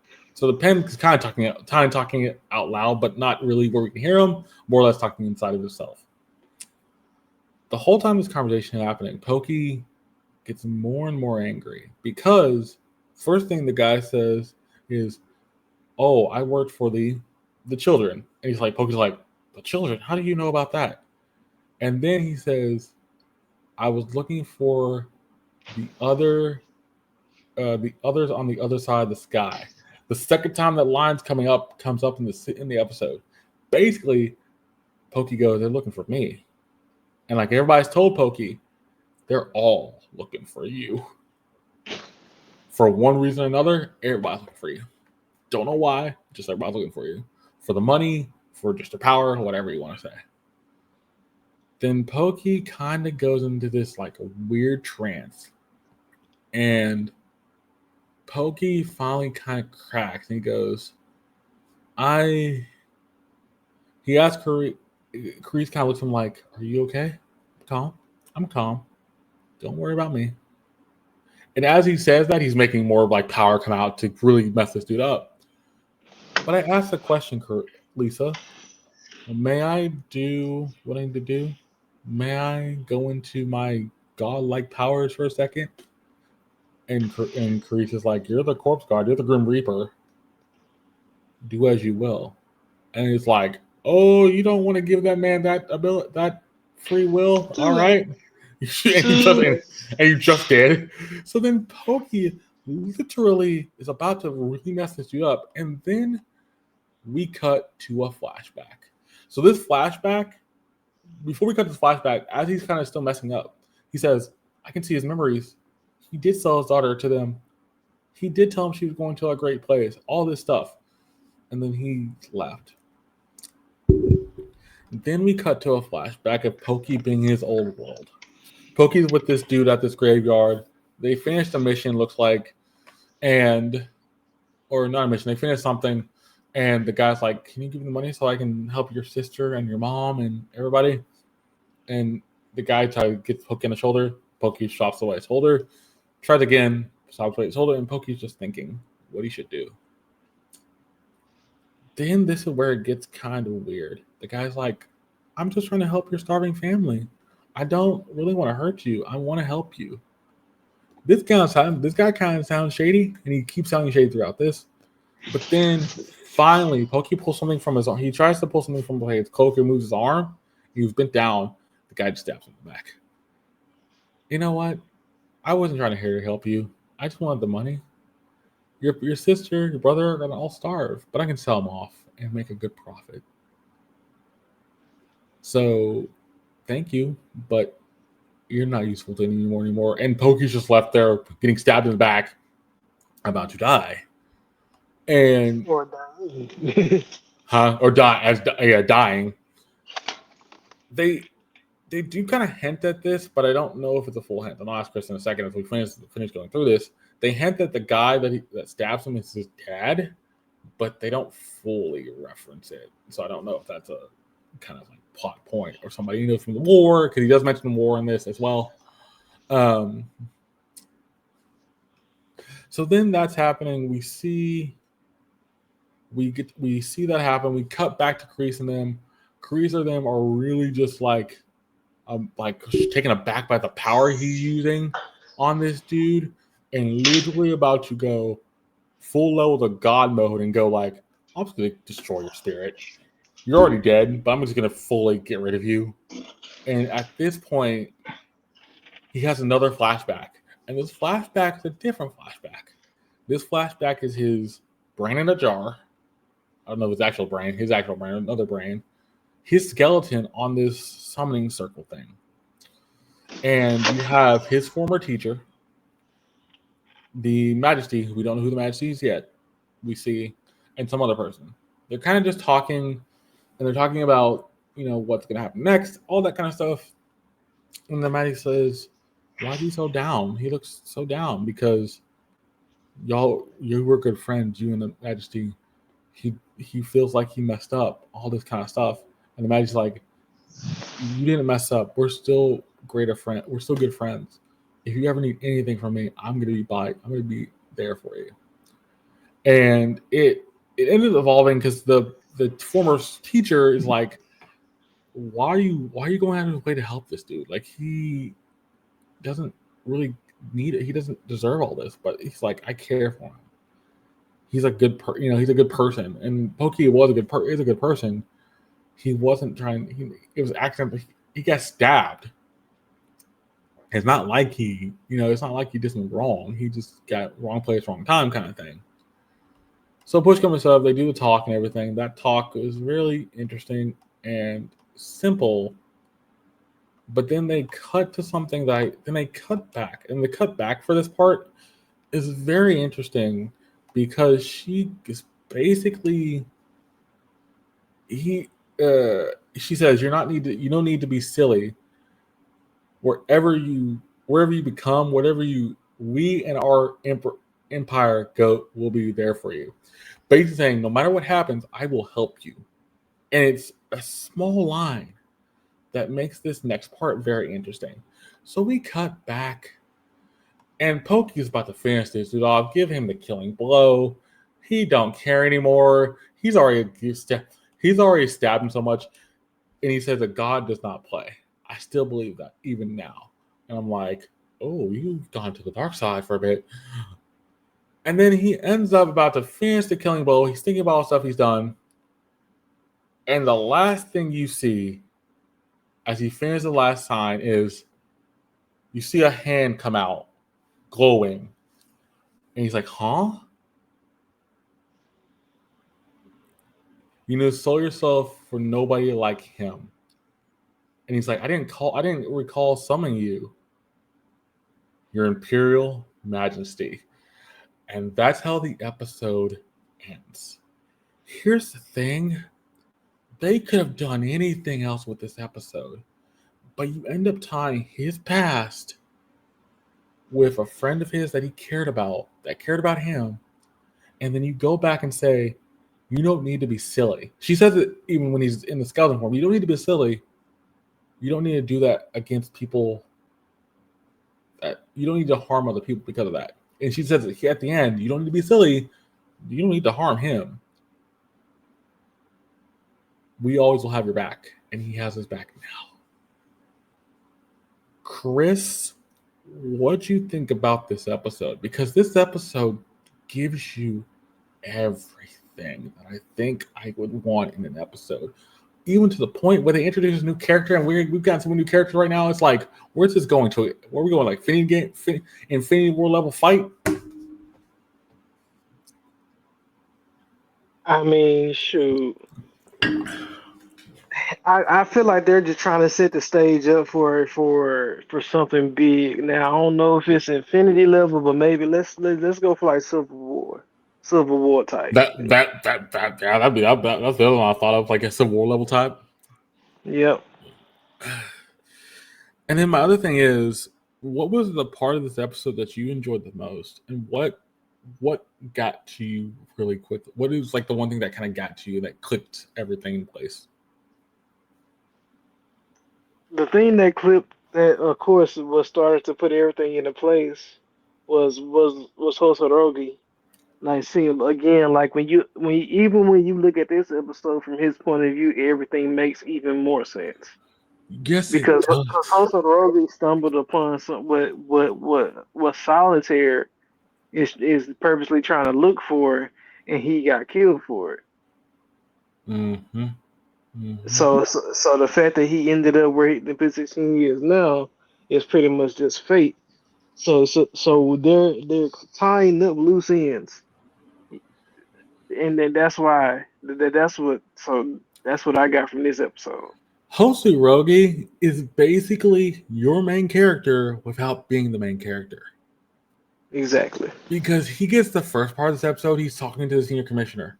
The senior commissioner tells him, I did this for my daughter till the point I'm at now, and I'm going to finish out to the bitter end. But then you hear later, when the blonde-haired guy and the other guy, cops talking to him, he's like, I did this for my daughter for the power. So he lied to Hosorogi in the previous flashback when they first talked about this. But on top of that, Hosorogi's like, Pokey's talking to Lisa, and he's like, Lisa, what are you about to do? Asking for the corpse god help. And he feels like you're gonna regret this. And she almost did. And then once he saw the former commissioner in the flesh, he's like, well, everything you just did caught to you. And he kind of sees, oh, now it got bad. Like, I can't. They've done such a good job of giving the former cop Hosorogi, so much without giving him a lot at all. He plays as a background character, but he has every connection to everybody, including the former commissioner. Even the chief, the police chief, even says, we didn't have enough evidence to find about your partner.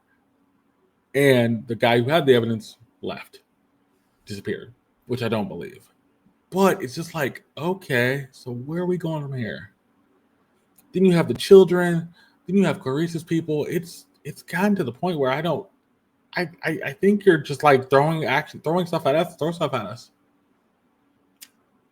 But I don't think that's the case. And then my last question, Chris, what do you think about the other reveal of the Majesty? Because we got a new character again, and now we had all of the the children and where he formerly lived are all in this world now. It just seems like if the other team has help from the other side, then so should he. But the only thing we don't know is just what kind of help he's going to get from it. My other question is, do you think we see his former sorcerer, if she's still alive? His former teacher? I don't know, but what if she's one of the enemies? That's the other thing I thought of, too. If she's one of the enemies. I'm gonna say this right now before we go into our ratings and things. If you ain't watching Dead Mount Death Play, I implore you to watch it. Only because, yes, the first season is slow as all get out. It is very slow, very tedious, and very build heavy.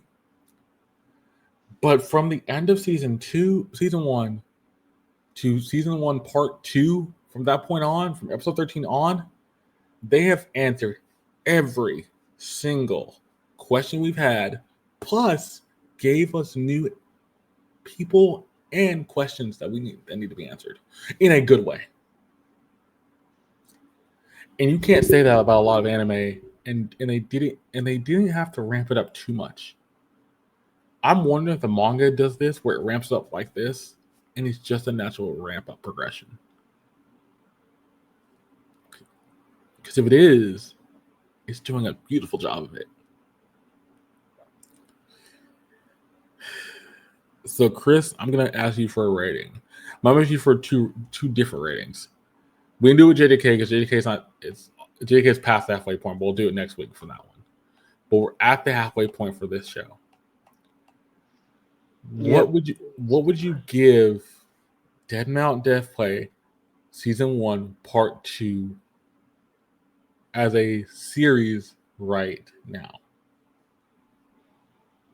So as a series of this spectacular show, episodes 12 or 13 to 18, I will happily give this series a 9.6. Okay, explain. You from leading me all the way out where it was nothing, it was just a bunch of information scattered everywhere. You finally started to close off loose ends, finally start connecting the dots, and holy snap, was it a big old web of everything. This one got so deep at one point. It's like, where are you headed? Like, how do you explain this? And they do explain a lot of things. Like, me and him in one episode, I think, looked like, how are you going to explain this? Oh, well. Oh, wait, you did explain it. Never mind. We'll stop talking. It's like, okay, cool. So yeah, Do you like that way of doing it, or do you think it only can work for certain anime? it can only work for certain animes. Like I can understand you need to build the suspense up and kind of introduce it, but after so long, you can lose your audience and part of your fan base if Mm. it is coming across slow. Okay. Okay.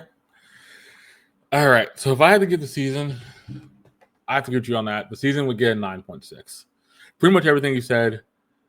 And I think the one thing I have to give them credit for, and it's something you don't see with something like this, because I think characters would get lost in shuffle. Every character has gotten its time to shine. All the main characters you know of, the two cops, Hoagie as the pen, Lisa, the Batgirl, the bodyguard, Pokey, the Shark Girl. Everybody's got their time to shine in a good way. And yet it doesn't feel rushed. It feels like everybody's gotten their story. Even Tech Dude gets us a lot of story. And actually, it's funny, in this episode, Tech Dude is nowhere to be found, oddly enough. Probably for good reason too. Shoot. He is nowhere to be found. Solitaire's nowhere to be found. But Solitaire's actually talked about he left the building, so we wouldn't think the same at all. So they have reasons behind why certain people aren't in certain episodes. Then my bigger question, Chris, what would you give this episode 18, The Revenge, as a rating? I would like to give this episode a humble 8.8. Oh, explain. As this episode did a lot as far as explaining the show and its direction and giving a good suspense of of everything that's going on. But I would have liked to seen a bit more action, and and if you're gonna go that way, I would like to see a bit more um torture, I guess, if that even sounds right. Yeah. Okay. Yeah. I get where you're going. So I'll give before I give my rating, I'll give my explanation. Or actually, I'll give my rating first, and I'll give my explanation. This is a hard one to grade because This one does something I don't mind, and I don't mind it if you're doing it right. And they've done it right the last 2 episodes. I might sound crazy. I might sound even more weird. I'm giving this like a 9.8. Okay. 9.8. And it's reason why. One, the story is kidding on all cylinders. 2, the characters are getting more developed. 3, the torture aspect, which is weird to call it that. They're doing a good job of doing that right. You can make it really feel cringy and very dark, but they aren't. So they did this with the tech dude, where the guy literally takes the soy sauce, burns the wound, takes the screwdriver, puts it in his leg, but it served a purpose. The torture scene here serves a purpose. The purpose is so the Majesty can come out and help him. You don't have to do this. You don't have to do this alone. You don't have to hurt him. We'll do this together, and we're gonna do it right. If you're gonna keep giving me that stuff, cool. I'm down with that. The second thing you've done is also, yes, I do agree, Chris. You're not showing many fights, but I can't fault you for that in this sense, because one, you did give us the torture scene where the daughter almost tries to kill her own dad. Give us the 2 assassins shooting the guy, but also you've also teased other fights. Do I want to see a fight with the daughter and all 5 of the closest people? Absolutely.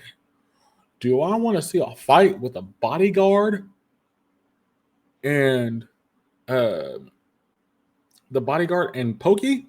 You kind of tease that because he's after Pokey. There's a fight going to happen for that one. I'm cool with you teasing those fights because you can give us on the road later. And I think that's the weird thing. Like, you're giving us enough action, just enough to make it like have us leave us wanting more. Now you just pay off on some of these fights. I'm fine. I'm fine if you tease me. You tease me fights all day. Just pay them off. I think you're gonna start paying them off in episode 9, 19, 20, 21. Because we're headed. I feel like the directors of JJK and Death Mount Deathplay need to have a meetup and have a few discussions. Explain why, because I think I know where you're going, but I have a hunch why. I have a hunch because they both need to do something that the other is doing. That's as simple as I can put it. In JJK's case, they need more story. In Dead Mount Deathplay's case, they need more action. And yet, both are doing the opposite well, but the other can't. They don't do the one. They don't do the one they need well. You're not wrong. I agree with both. I agree with that take because it's a thing that should have been done a long time ago. But I think for episode 19, 20, 21, we're about to get fight after fight after fight because now we have the Firebug is after her brother. They want to figure out what's going on with that. You still have that group together. Pokey is still with Carice. They're figuring out what's going on with all that. The fact of the matter is, the daughter is still with that group, and they want to either fight Carice's people or they're going after Pokey completely. So everybody's converging on Pokey. How it ends up, we don't know. And when does Solitaire get on this? Because Solitaire just wants the information. He don't want to get involved in the fights. But that's going to be the thing I think is going to be really interesting. What is he going to end up doing? And by the way, if you introduce any more characters, it's going to be y'all going to have to stop sooner or later. Because, man, y'all introduced, like, I think since episode... I think then it's just going to end up being a bloodbath. You introduced from episode 15 onwards, you had a new character every week. Or a new group every week. We've seen Firestarter before, so that's one I won't. Firestarter we've seen before. But the matriarch, we did not see before. But then you also teased the reporter girl. You teased other people. Like, I know the reporter girl's probably not coming back now. She's a 1-2 episode thing. But, like, you've done so much character work. Characters might come back just randomly. Like, the other bodyguard for the brother, we haven't seen her in a bit. She's coming back eventually. So, like, there's been a lot of just craziness. I can't I can't think so much of a show that's just doing its thing. When a show is just having fun, and you can tell they're having fun with this because they're not just. You can tell when a show's having fun when the actors are playing into it too, because when the pen says Lisa, he says it with like a calming, like caring voice. When the cop and the blonde hair cop and the commissioner are talking, it feels tense. When Pokey and Lisa are talking, it feels like respect because Lisa helped Pokey. Now we're getting these dynamics, and Lisa's going to be part of Pokey's team. That whole team's getting stronger. We have the evil side teams too. It's all hitting, and I implore you to stay with us on this ride. I hope you are enjoying this because I think Dead Mountain Death Play and JDK have done really well this year. But I think Dead Mountain Death Play have really stepped its game up since the first season, since season 1, part 1. Leaps and bounds. And I hope they keep up this level of like storytelling and interesting things because it's great. I think it'd just be a little more better if you just had a little more action in there, a little more oomph to give it that over the hump. But we might get there. That was episode 30 of the Anime Dojo. We'll be back next week for episode 31. We're going to episode 41 of JJK and episode 19 of Dead Mountain Death Play. I hope you did enjoy. Hope to hear from next time. This will go up on YouTube as of tomorrow, as of Thursday, and then it'll be on the podcast feed pretty much right away after it processes. But I hope you just stay with us for this ride. And I do thank you for watching. I hope to see you again. See ya. Later, guys.